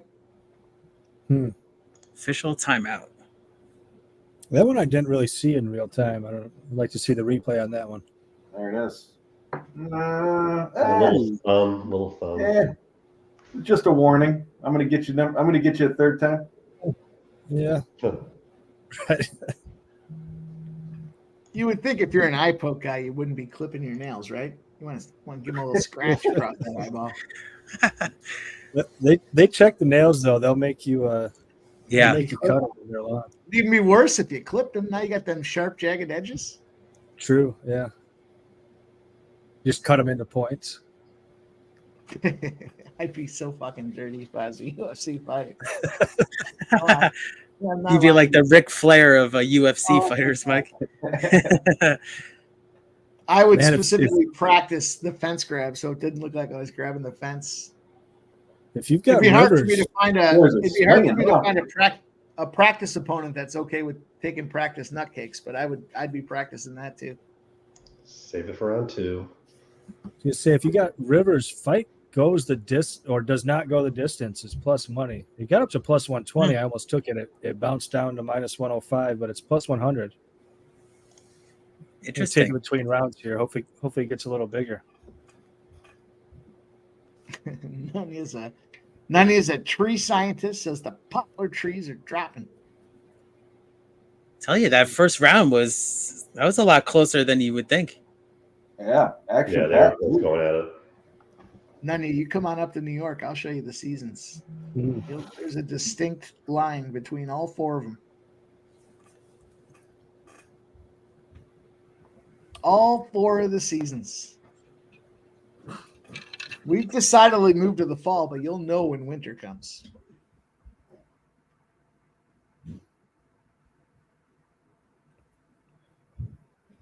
Status update on my plant. Despite the borderline hurricane rain and winds we had the last 2 days, I roped everything off and it is starting to blossom again. So I think we're going to be okay.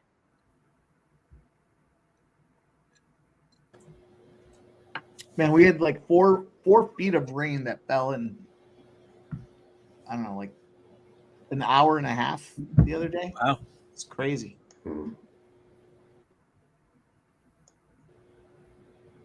God, that was a wild push kick. It was like a jumping push kick, jumping switches to the push kick. I don't know what you call that.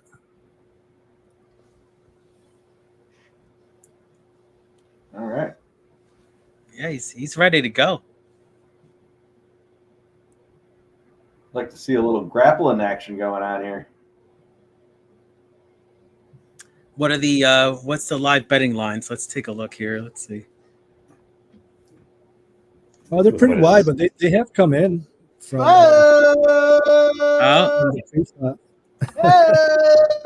Got some action here. Pretty wide. You guys know the deal. Get your glasses filled up. The lines Cheers, are everybody. pretty wide.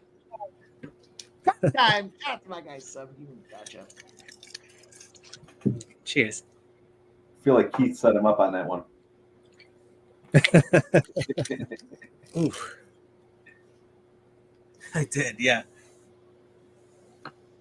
Woo!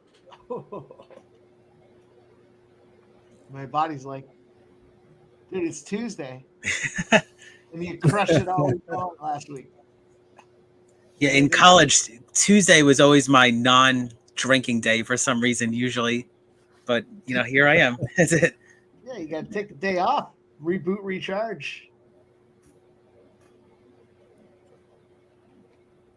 All All right, one more minute. Let's go, baby. This is what kept me off of Bulgaria on a spot. If I biggest dog on the card, Jeff, you know the deal. Yep. I do. I almost went with the dog in this one, but Wow. take the over. Get some cash. Yeah, over looking great. Take the over 1.5. Yeah. 1.5. Nice. Let's go. TikTok, baby. It was what was it, minus 130 or something like that? It's a little juiced, but Yeah, I think mine was 150 or something. But the unit's a unit, boys, and I'm gonna add that unit to my scorecard tonight. Yeah, I've noticed that with a lot of the fights. I mean, if you can bet like that minus 130, minus 150, but if you're right consistently, I mean, you're gonna get paid still. Cash it. Cash it, boys. Cash All right. Cash it and cash it. Cash it. Man, I keep wanting to take that fight doesn't go the distance, but I don't know. Belgaroui.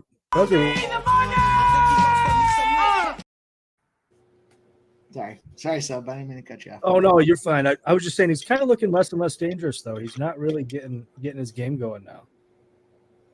I don't know. What do you guys think? Is he gonna find a finish here? I'm not so sure. What's the live line for? I don't even know how to say that. Bulgaria by decision was plus 200. I'm gonna guess it's Iwasaki with the I leading with no consonant or no vowels behind it. It's got I before E, right? Yeah. Oh, nice Iwasaki. I believe so. Yeah. Go back to my grammar days. I stopped caring about how I pronounce these fighters so long. That's why I like to go like one of the last ones because I like to see how you guys all pronounce the fighters. and I still mess it up.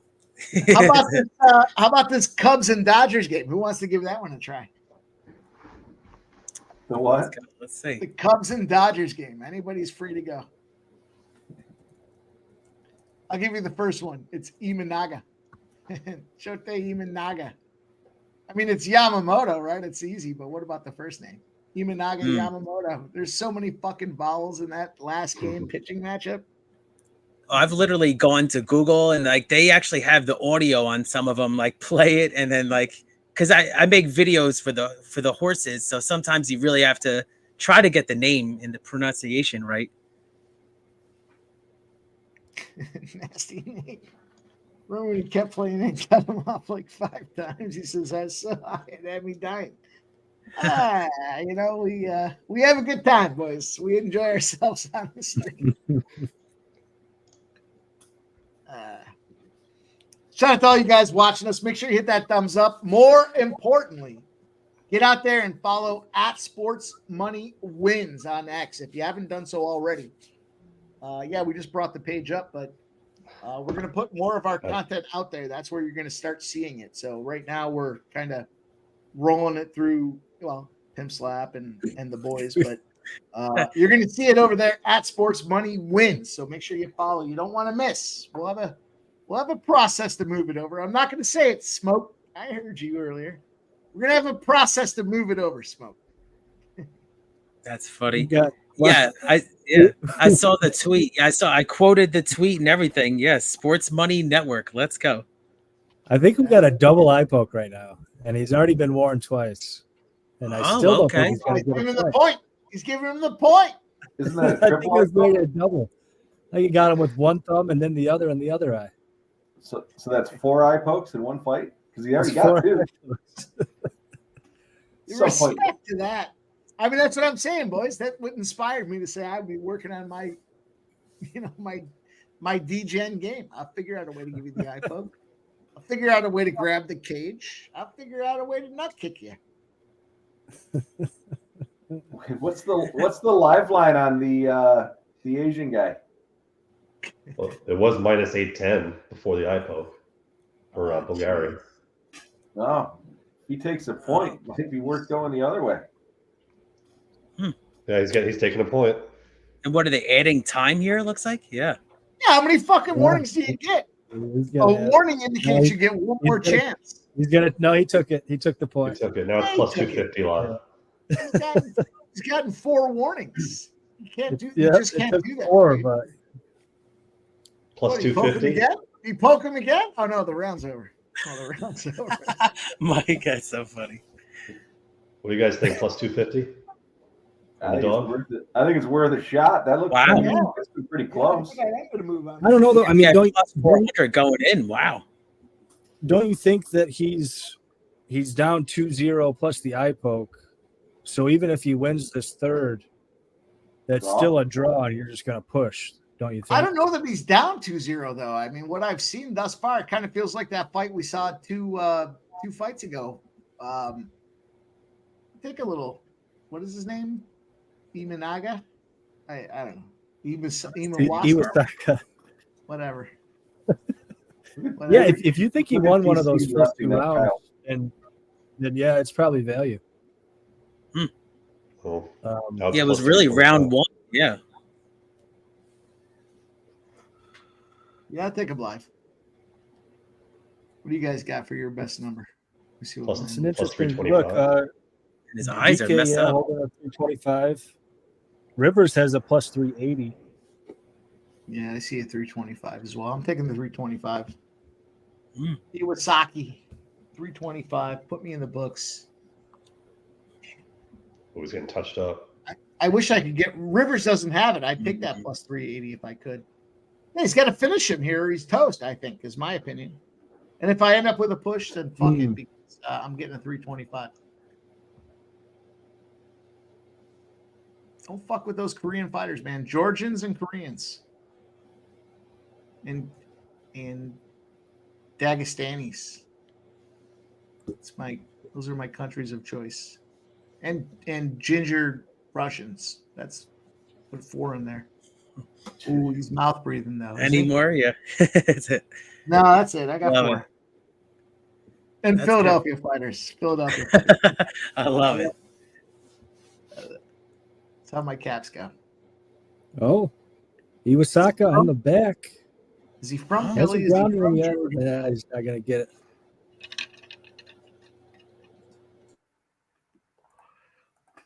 So am I that far behind you? I got got 350, 349, 348. Oh, yeah. I got 340, 339, 338. Yeah, I'm Oh, a couple of that's all seconds good. behind you guys. All right. Iwasaki. Oh, he took a little left jab right to the chin. I mean, Bulgaria does have the takedowns. There's no doubt about it. 5 for 5, 100%. I'm just looking for the swing. Yeah. He will not be getting a contract for this fight. I was gonna say Guarantee neither of that these right now. dudes deserve a contract. You can knock him out now. He's not getting a contract. Maybe Yeah, I mean- Iwasaki deserves a contract. You know, you got poked in the eye 4 times. You still- lost your eye. Yeah. We give you Yeah, a I mean, couple it bucks. didn't live up to the steam, right? That minus 400 and more. I mean, the books even moved more than that, so it didn't live up to Yeah. that. 0 chance. Oh, big knee. Ooh, yeah. Oh, this Definitely might be the beginning of the end. Yeah, definitely Yeah, gas. you heard him there. Oh no, here we go. Piecing him up. Bulgaria Boy, oh, is boy. Oh, here we Yeah, go. Now that we got is some action. That Oh, is- Down. down. Damn. That's it. Wrong That's round. it. Damn it. Oh, there Is goes there a contract? That's it. Oh, the ref stopped it. Wow. Jim says no contract if he knocks him out. I don't think he's getting it. I don't think so either. Dirty motherfucker. He's more I- dirty than I tend to think he probably will. Although it was dirty. He's a dirty boy. He didn't do anything for 2 rounds and lost a point. I don't know. I don't see it. Dana might. Who knows? That's what Bulgaria had to do, though, because if he didn't, he was How old is this guy? Yeah, let's see. 30. wiping the blood. Look, he's wiping the blood off. Yeah. It's a fucking savage. Oh, he's pumped up. It's a fucking savage. He knew exactly where the blood was, and he wiped it off. And oh, that goes a quick 325. Cash in the open minus 130. Yeah. Yeah. We cashed that over. Yeah, hell yeah. Now, The problem is this fucking parlay is all screwed up. It's going to probably be even money.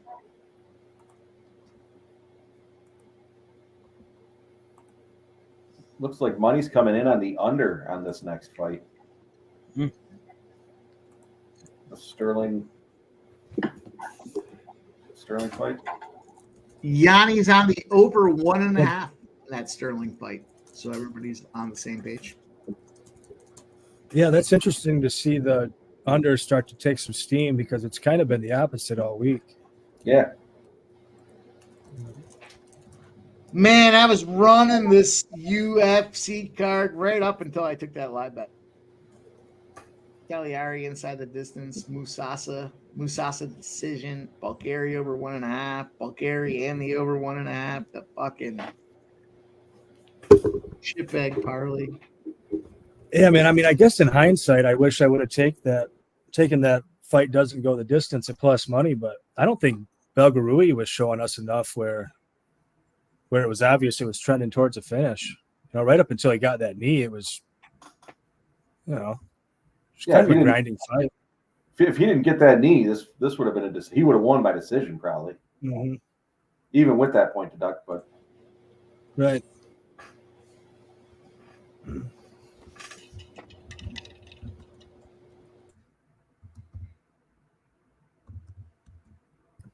Well, boys, I will cheers you to the over. Yeah, that was a good call too. Yeah. Hell yeah. Let's get it, Yeah, baby. it was. Yeah, I mean, it was a chalk fest going in, but you created value with that over. So let's go. Cheers. Shout out. Let's go. Shout out to Trisha M. $5 dono. Keeping her rolling. Nunya says, inside the distance on Contender Series, Mike M. If you started watching UFC before me, I'd be surprised that I'm 29. Nunya, at some point, you're going to be a really excellent capper. But I'm not seeing things for the first time, brother. I still love you, but I'm not seeing it for the first time. Here's everybody. Let's go. Cheers.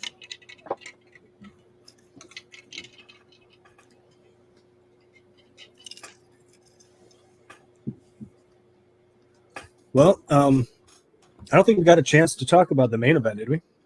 We have not. All right. We want to kick her off? go ahead.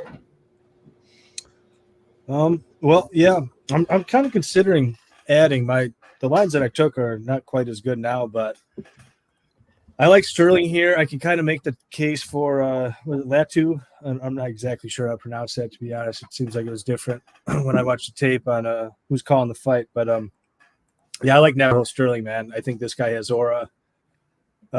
He's a little green as far as MMA goes. He's more of a kickboxer, but he's not quite as green in the combat sports as his, Tapology record and whatnot suggests.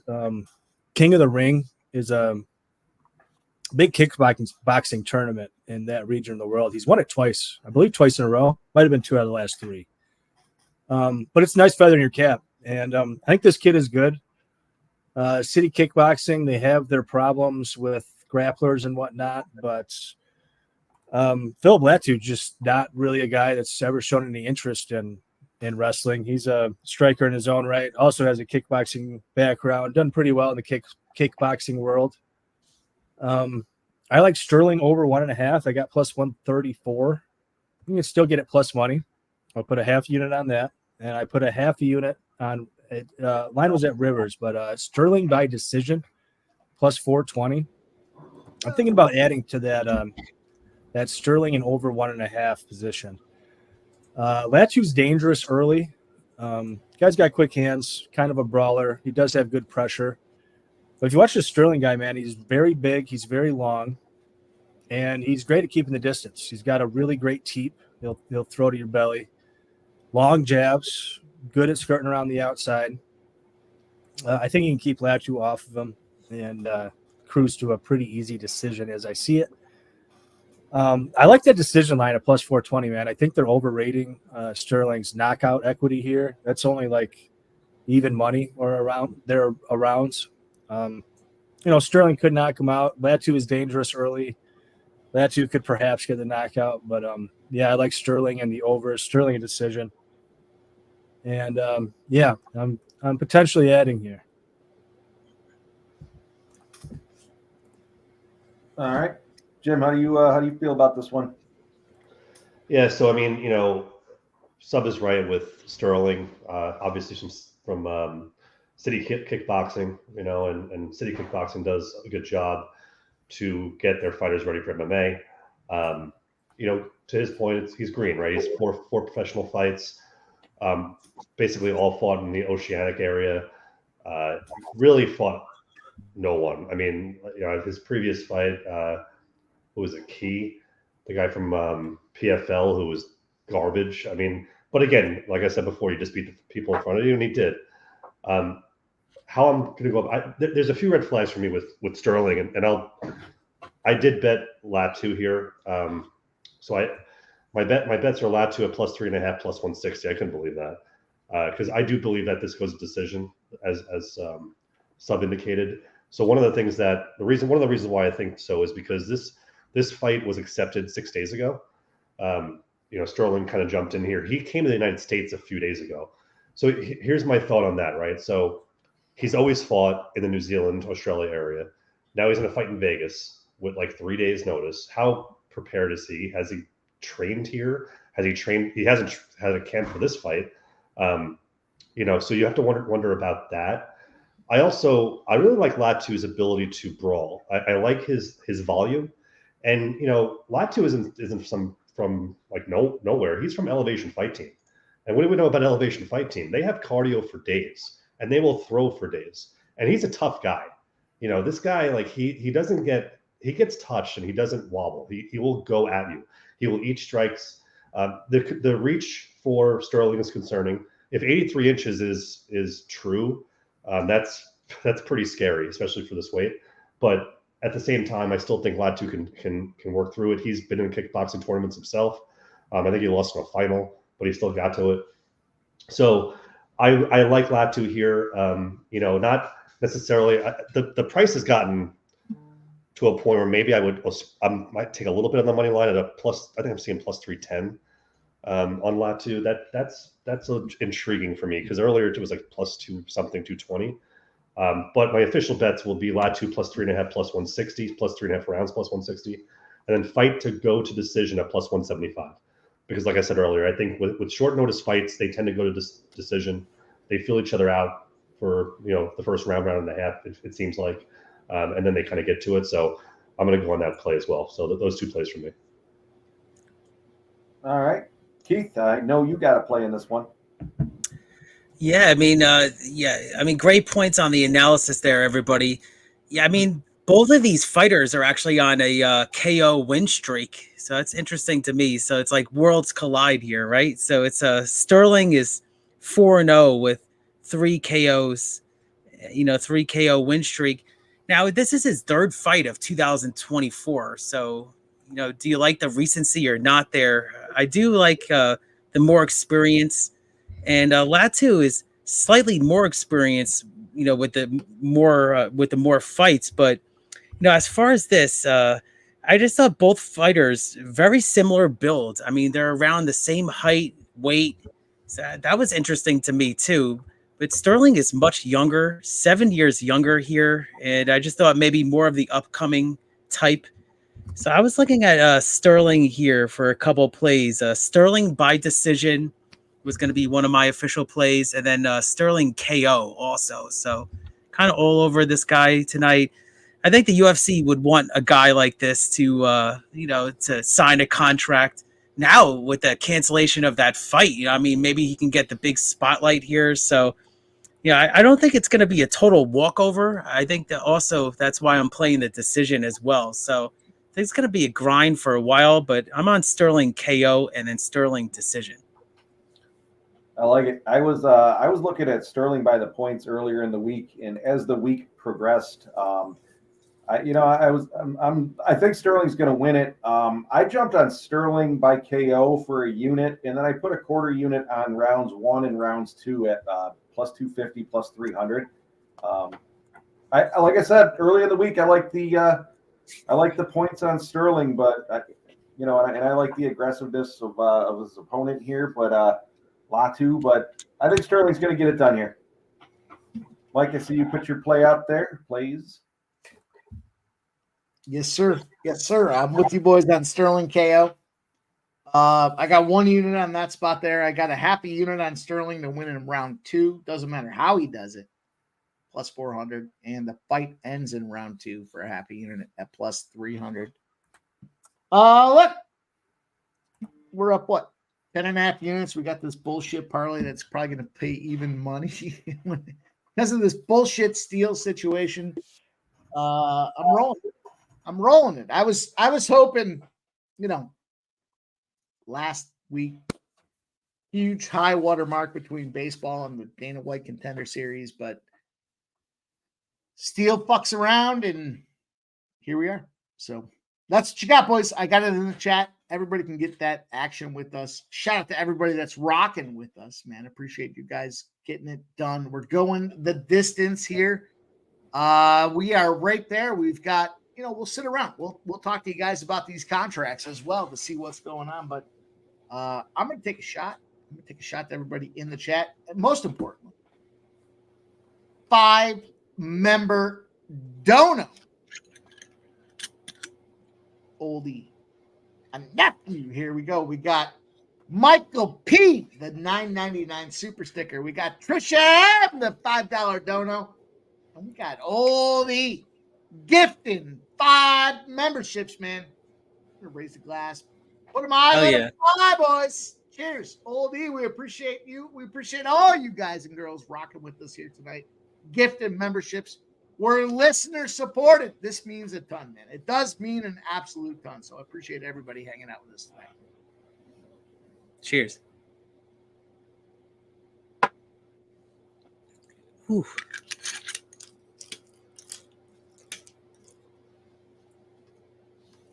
Let's go.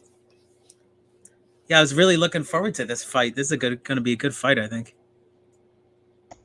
Yeah, it's 2 tough guys, and Stirling is the future here. It'll be interesting to see how he comes out. I got to be honest, I'm just disappointed with that Steele cancellation. Oh, that sucks.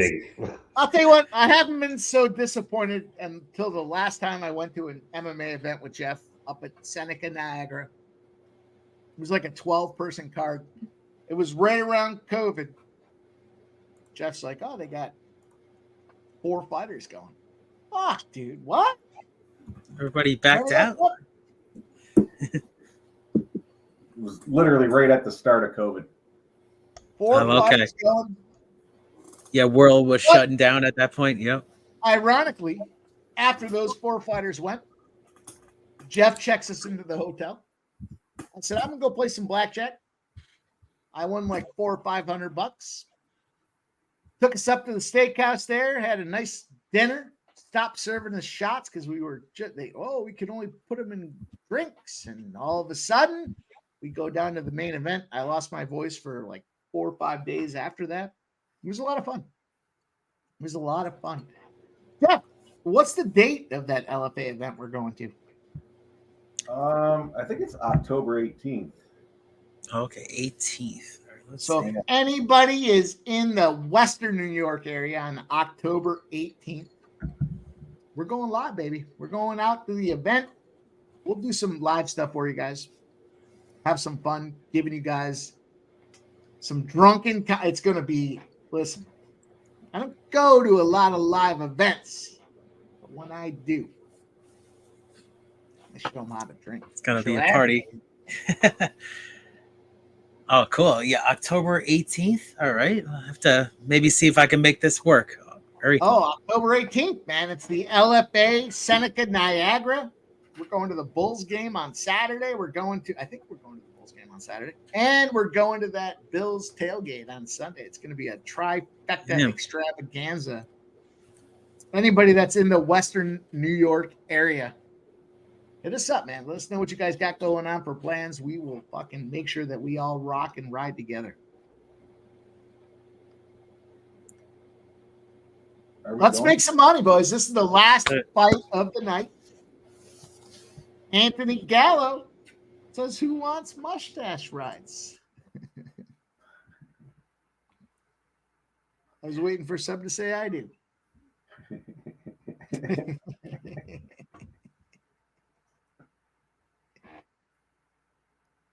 And you know what?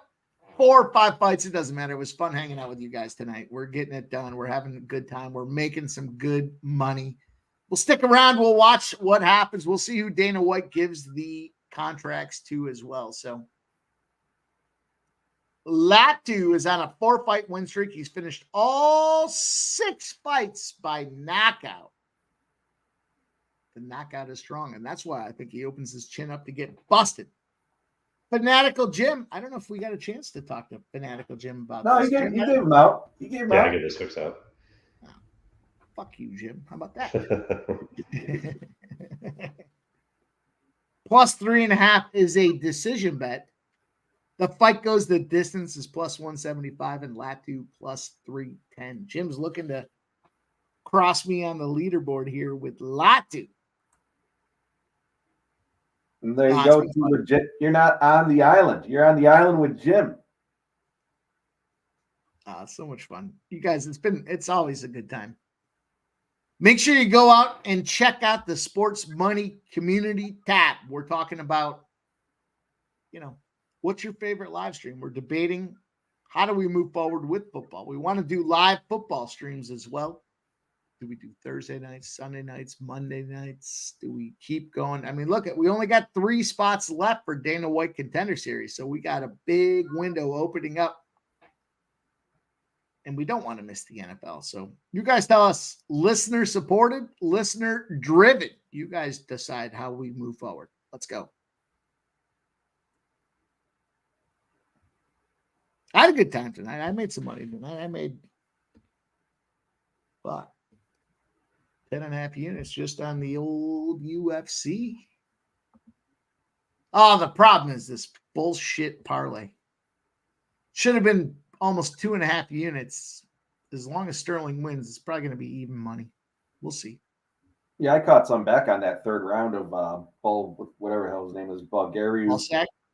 At what, plus 480? Third round. That sparked me up. Shout out to Subhuman, the new member in the chat, baby. Let's raise our glasses to Subhuman. I'll join you guys. Here we go. We're drinking a sub, baby. Sub? Oh, nice. Sub's a new member? Here we go. Cheers. I'm going to raise Cheers my glass. Yeah, thank you for everybody for supporting the Sports Money Network. I was gonna pass out some memberships. Somebody got me a membership, like literally the day they opened, the moment they opened, I think. Somebody gifted me one. But it wouldn't let me gift. Wouldn't let me gift, so I was gonna buy one for myself and hopefully figure out how to gift you guys one soon. Maybe it's just a technical issue on my end. We appreciate it. It. It's on the bottom right. We're going to touching gloves, boys. Here we go. Last fight of the night, Stirling, Latu. House divided. We're going to see what just happens here. We got the Q-tip versus Latu.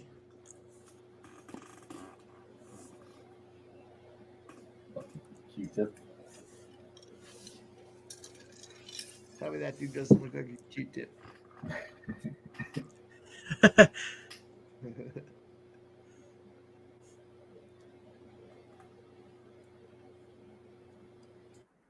All right. He looks like the bigger fighter, but Latu looks like the more stable fighter, if that makes sense. Heavier swinger. And he grabs that leg. Mm.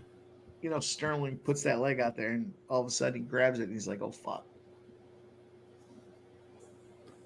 Yeah, if I'm a Latu better, I want a lot more early pressure out of him because if he's on the back foot and this is staying at range, I think he's in a world of trouble here. Yeah, I'll be interested to see what the live betting lines are going to be too. Yeah. Mm-hmm. Yeah, this is a fight too. I mentioned it before, but we never actually got around to talking about it explicitly. But yeah, Latu is not 6'3". I mean, he's just not. I mean, Stirling's 6'4", and you saw these guys at the face-off. Latu is maybe 6.5 inches, maybe. I'm being generous. He might be 5'11". No, he's not 5'11". He's probably 6'4". No, he's probably not 5'11", but he's not 6'3". No, he's not 6'3". Yeah. Ooh, For sure. nice one, No, this two. is one that stuck out, like, because I took Stirling before that, and I thought they would be, looking a little bit closer at the face-offs, and no.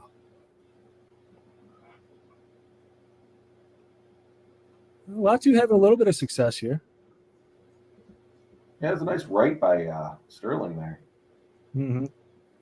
Yeah, I put it in the chat. I didn't get a chance to talk about it. I had to step in the other room for a second. But yeah, I basically laddered this one all the way up. I had Stirling over 1.5, Stirling round 3 or decision, and Stirling decision. Wanted to take more of the decision, but it went all the way from plus 420 to, I think the best I could find was like 325. And yeah. I kind of feel like Dana told these boys pre-fight, we're down a fight. You guys got to make this electric. And that's why I chose that round 2. I just feel like here's a spot we're going to see electricity. Or kill 15 minutes because we lost a fight. Yeah. Good point. Yeah. We got to make money on this somehow. Yeah. Yeah, you guys both get a contract. Just make it go to decision. Well, I think we talked about it last week, but it seemed like those first 3 weeks they were purposely putting fights in the main event that were likely to finish. And I thought it seemed likely last week, but that was the Liam Anderson. Yeah. Was it Pulayev that he fought? Yeah, it was Pulayev, right? No. Wasn't that? Not That was Pulayev, 2 weeks ago. Last week. Pulayev was 2 weeks ago. Or were they? Was Liam that the fight? was 2 weeks ago. What was last week's main event? Uh, Maybe I'm getting it switched around. I can't remember now. Co. That's right. I bet too much. Yeah, the weeks are starting to run together already.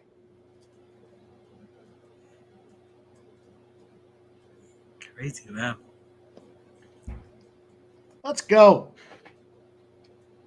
Yeah, that Shout out was to everybody rocking with us. Make sure you guys go out there to @SportsMoneyWins on X. You see it floating across the bottom of the page. That's where our content is going to move to moving forward. So you don't want to miss any time we're going live. sloppy grappling from Stirling here. Sorry. Yeah, he was in a dangerous position right there. Yeah. He's got to be Sorry to careful. interrupt you. Yeah, that was filed. That was tough. Yeah. Pretty. Yeah, ugly. make sure you have those notifications on. Definitely. Yep. Yeah, sorry about the interruption there. That was just a funny moment. I was wondering where that was going.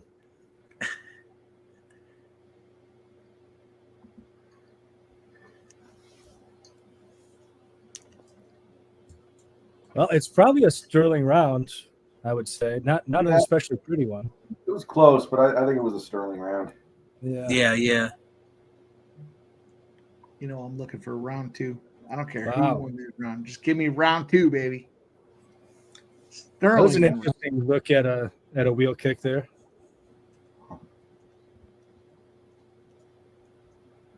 Wow, Latu, big breaths. Yeah, you know, I know you were saying it, Jim, about him being at elevation. I was wondering, do you know how long has he been there? Is this his second fight at Team Elevation? I think it's his third. His third, yeah.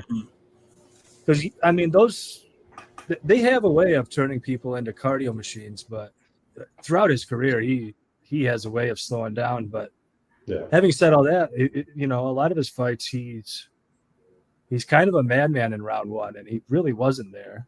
No, I mean, I don't think Stirling pushed him very hard. No, they look like they're both breathing heavy, but yeah, Stirling does too. Yeah.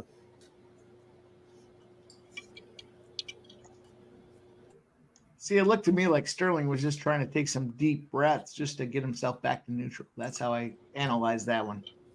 did he sit down? no, he's I, mean, still I thought Latu looked worse for wear as far as the gas tank is concerned. Yeah.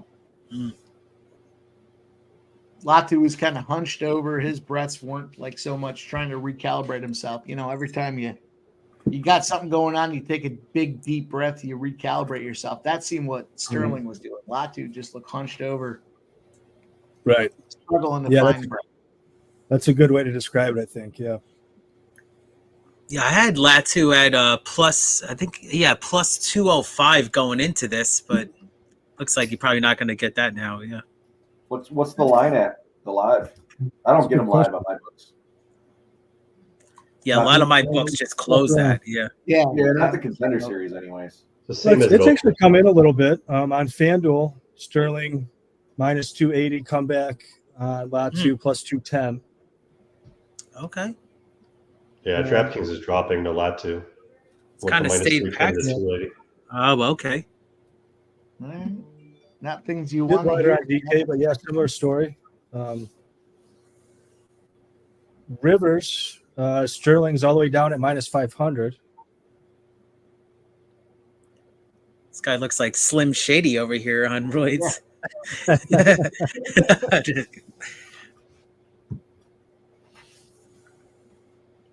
He's just bigger, right? I mean, he's bigger.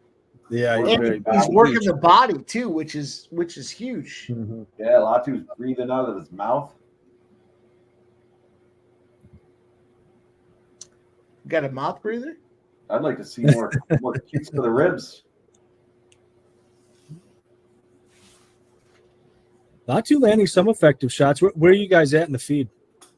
305, 304, 303. Okay. Yeah, I'm like 3 seconds behind Mike, like 2 seconds. Not bad.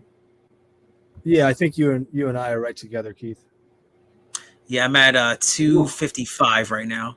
Elbow, knee. I mean, the challenge I see is Latu gave what he had, and Stirling met it and countered it. And that's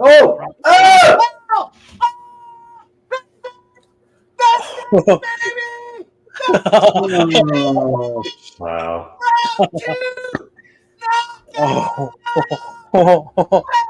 Wow. 9 seconds short of that over 1.5. Oh, jeez. That's a big one.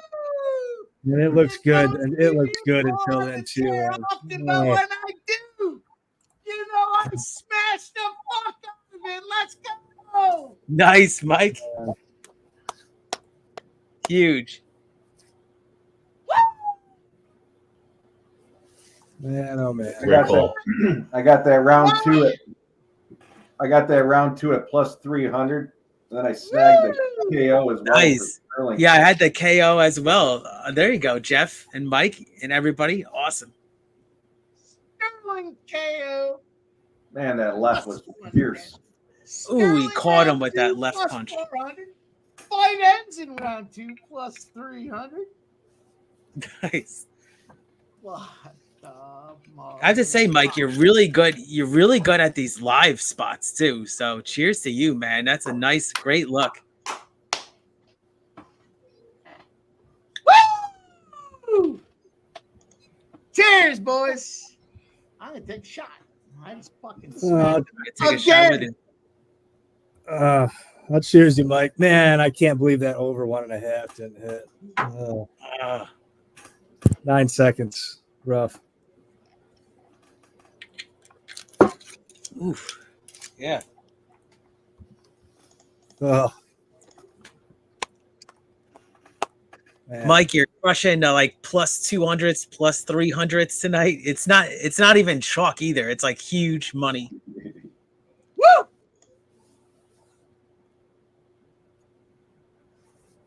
Well done. That's a contract there. Oh yeah. What was the one we were talking about?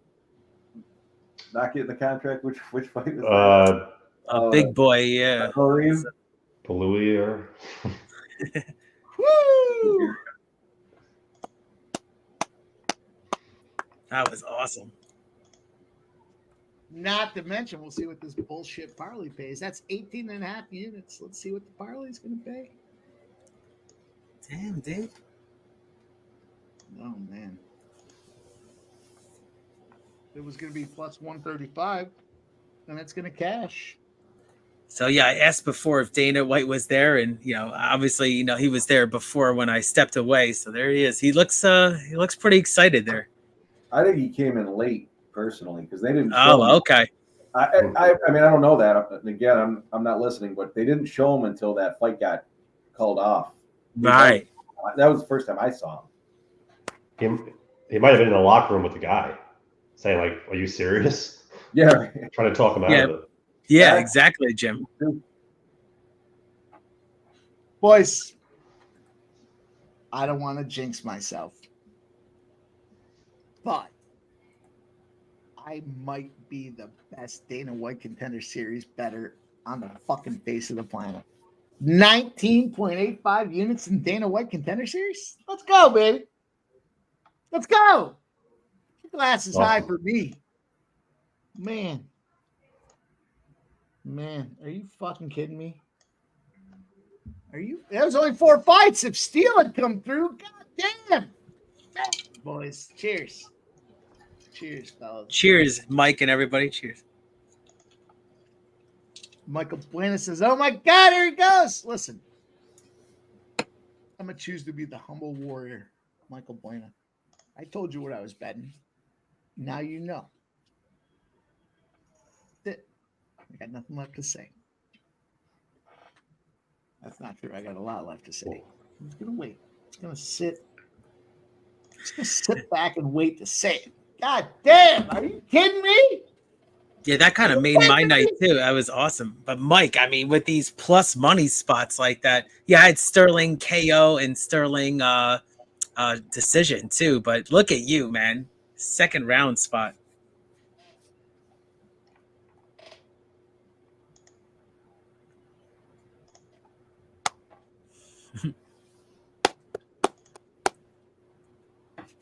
I had a parlay with Belgaroui over 1.5, Stirling on the money line in the over in the Steele fight. That was supposed to be like plus 70, 270, and they broke it down to even money. Even money. Yeah, they gave me plus 135 on that one. Still cashed. Now, shout out to Michael Bland. Says nothing left to say, Mike. We both know that's not true. Big Skip says Mike is not humble. Sorry. But let's not overshadow the real Jolly Roger. Sub, you want to read that out? Well, you might be the Dana White Contender Series go. I mean, I don't want to get your head any bigger; it might explode. But hey, man, you've been killing it. You've been killing it. So, fucking kidding me?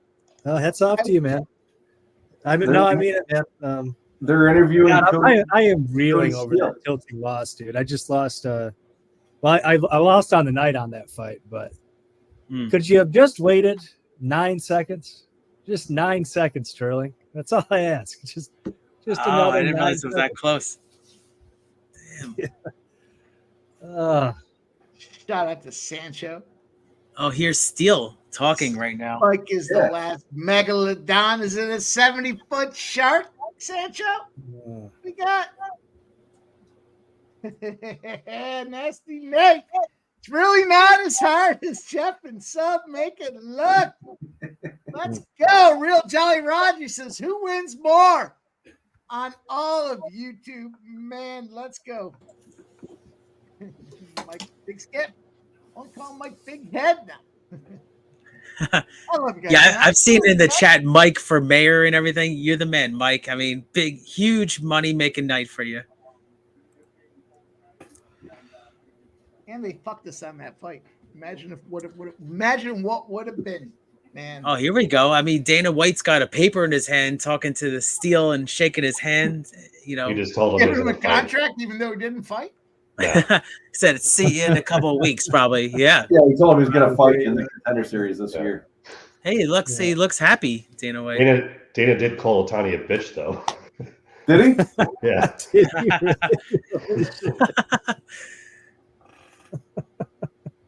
Yeah. I tell you Here what, we man. go. I had Otani in that spot, but I like that Cody Steele kid, man. I think he is UFC quality. Like I think he can beat some UFC fighters. She's getting the contract. Yeah, she did very well. No doubt about her, man. Yeah. She's young. I think she'll be marketable. She seems to be getting better. Yeah. She ever going to be a contender? Probably not, but she can beat some lower level girls right now and stick around. Here we go. Yep. They just called her up.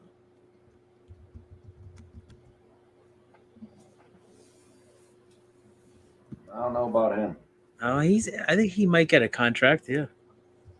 He's probably going to be in because he's fighting out of the Congo. He had really good like he would get, like you said, Jim, and everybody, he would get taken down, but he had great ability to escape the takedowns right away. That was Very huge. athletic and certainly had a gas tank in him to continue getting taken down and getting up like he did. That was impressive. He deserves a contract. Oh, big.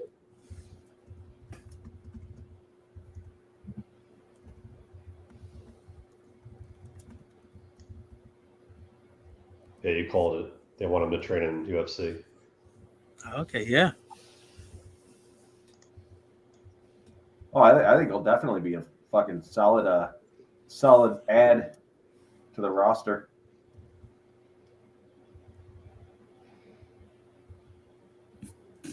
Here we go. Oh yes, big moment here. You eye poked and then knocked him out. You cheater. Yeah, you leave right away. Yeah. I got everybody escorting you out right now. Imagine. You're lucky you're not in jail. Yeah, it doesn't look too happy right now, so No we'll contract. see. No Yeah. contract. No? Yeah. Oh. See, we called it. We called that. Now, you think somebody like that gets one more shot, or that's it? Like, No, that's the end. he's done. Wow. Unless he has to go out there and win 3 more, like in some other promotion to get another shot. Well, okay. Good point. Shout out, Michael B. Thanks for joining, man.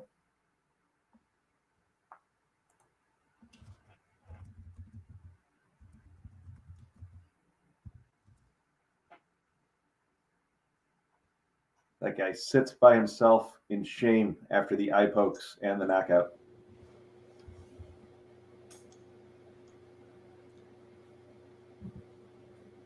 I do got to say, I'm glad they didn't give him the contract, though. Yeah, it's strange. That was the chalkiest, like on the money line, that was the chalkiest fight of the night, and then the guy didn't even get the contract. Crazy. Yeah, Dana does that a lot. He'll take a look at betting odds and make decisions on that. Oh, good point. Yeah, I mean, like I said, it was not impressive at all as that big chalk favorite. No, he's certain. Obviously, everyone knows he's a gambler, and he said it right on the show. You're the biggest dog on the card. You came out and knocked somebody out or whatever. However that fight ends, he said it right out. Appreciate it. Finney's opponent will probably pull out, and then he'll fight Stirling up a weight class on a week's notice, and they'll both get a contract or some shit. Yeah, good call. Good call. Some stupid storyline like that. Uh-huh.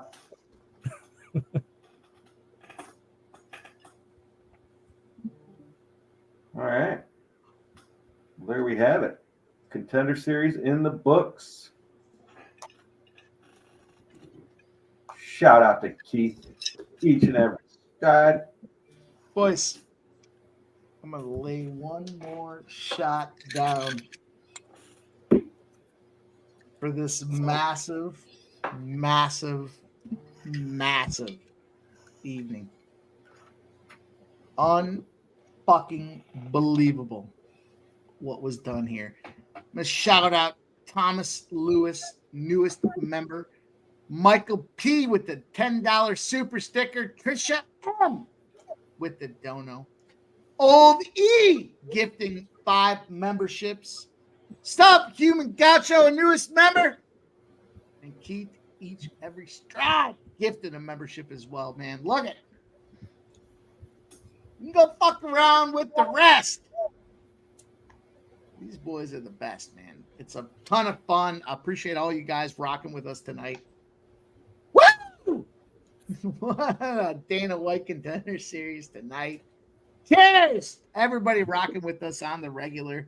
Thanks for hanging out with us. We're going to be back. Don't you fucking sleep on Saturdays, man. This crew is ready to go. Appreciate you guys, man. Cheers.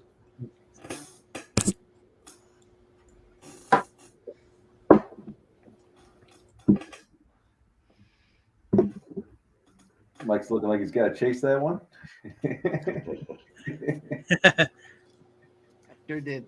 I sure had to. I sure had to.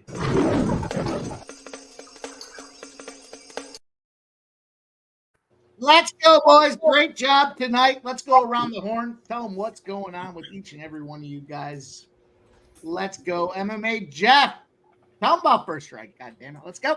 We're going to be rolling First Strike tomorrow. We'll have some plays out there for you tomorrow evening. And we're, as Mike had mentioned, rolling on Saturday. And, hey, big game on Thursday. Mike teased the disappointment for the Bills fans, but I don't know. Let's go, Bills. Let's go indeed. Keith, part of Each Every Stride program, man. Tell them what's up. Tell them where they can find you. Appreciate you guys having me. And I mean, what a blast here on the Dana White Contender Series. And yeah, shout out to everybody in the chat too. I see all the support, but yeah, you can follow me at Each Every Stride on X Twitter. I'm going to be coming out with some horse racing content. Next week is the Penn Derby. So I'm going to be actually there live on site. I'm going to be making a video on Trust the Profits. So stay tuned to my Twitter handle. And I'm going to be looking at Survivor Week 2 for football. But I appreciate you all having me. Had a blast tonight. So cheers to everybody. Shout out to Keith Each Every Stride, man. Make sure you follow him and what he's doing on the ponies. Let's go, Fanatical Jim. My God. Tell him what's going on in the world of Fanatical Jim. Well, hell of a job, Mike, tonight. 18 units is incredible. Hell of a job, guys and Chad, and it was a great night.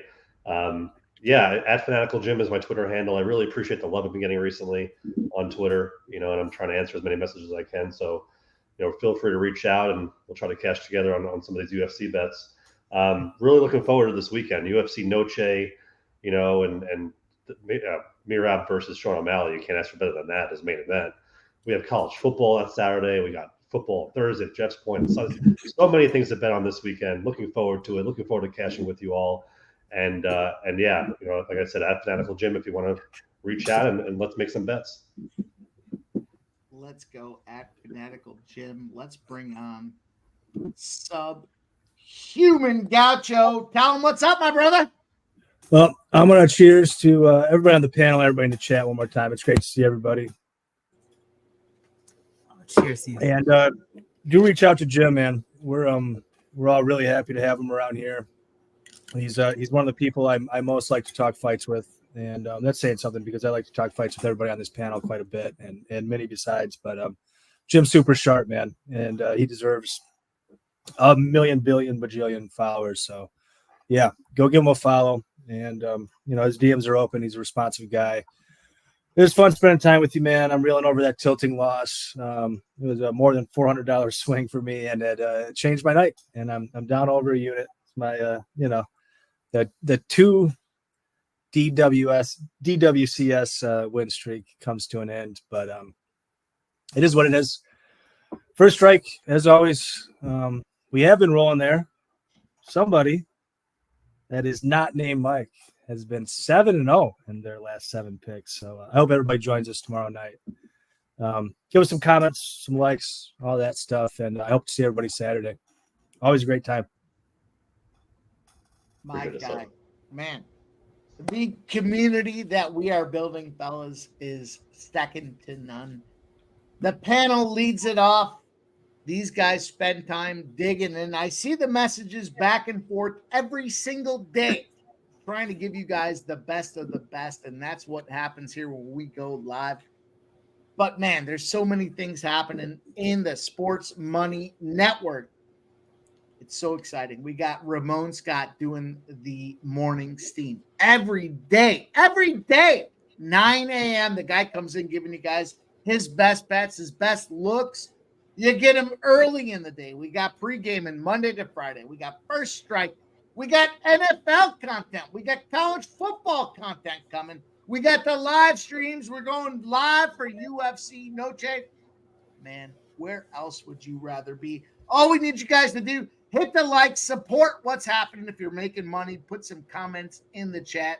Let them know where to find us. This group is only getting better. Shout out to Subhuman, MMA Jeff, Fanatical Jim, Keith at Each Every Stride. You guys are awesome, man. I love spending time on screen with you guys, man. My friends, my homies, my money makers.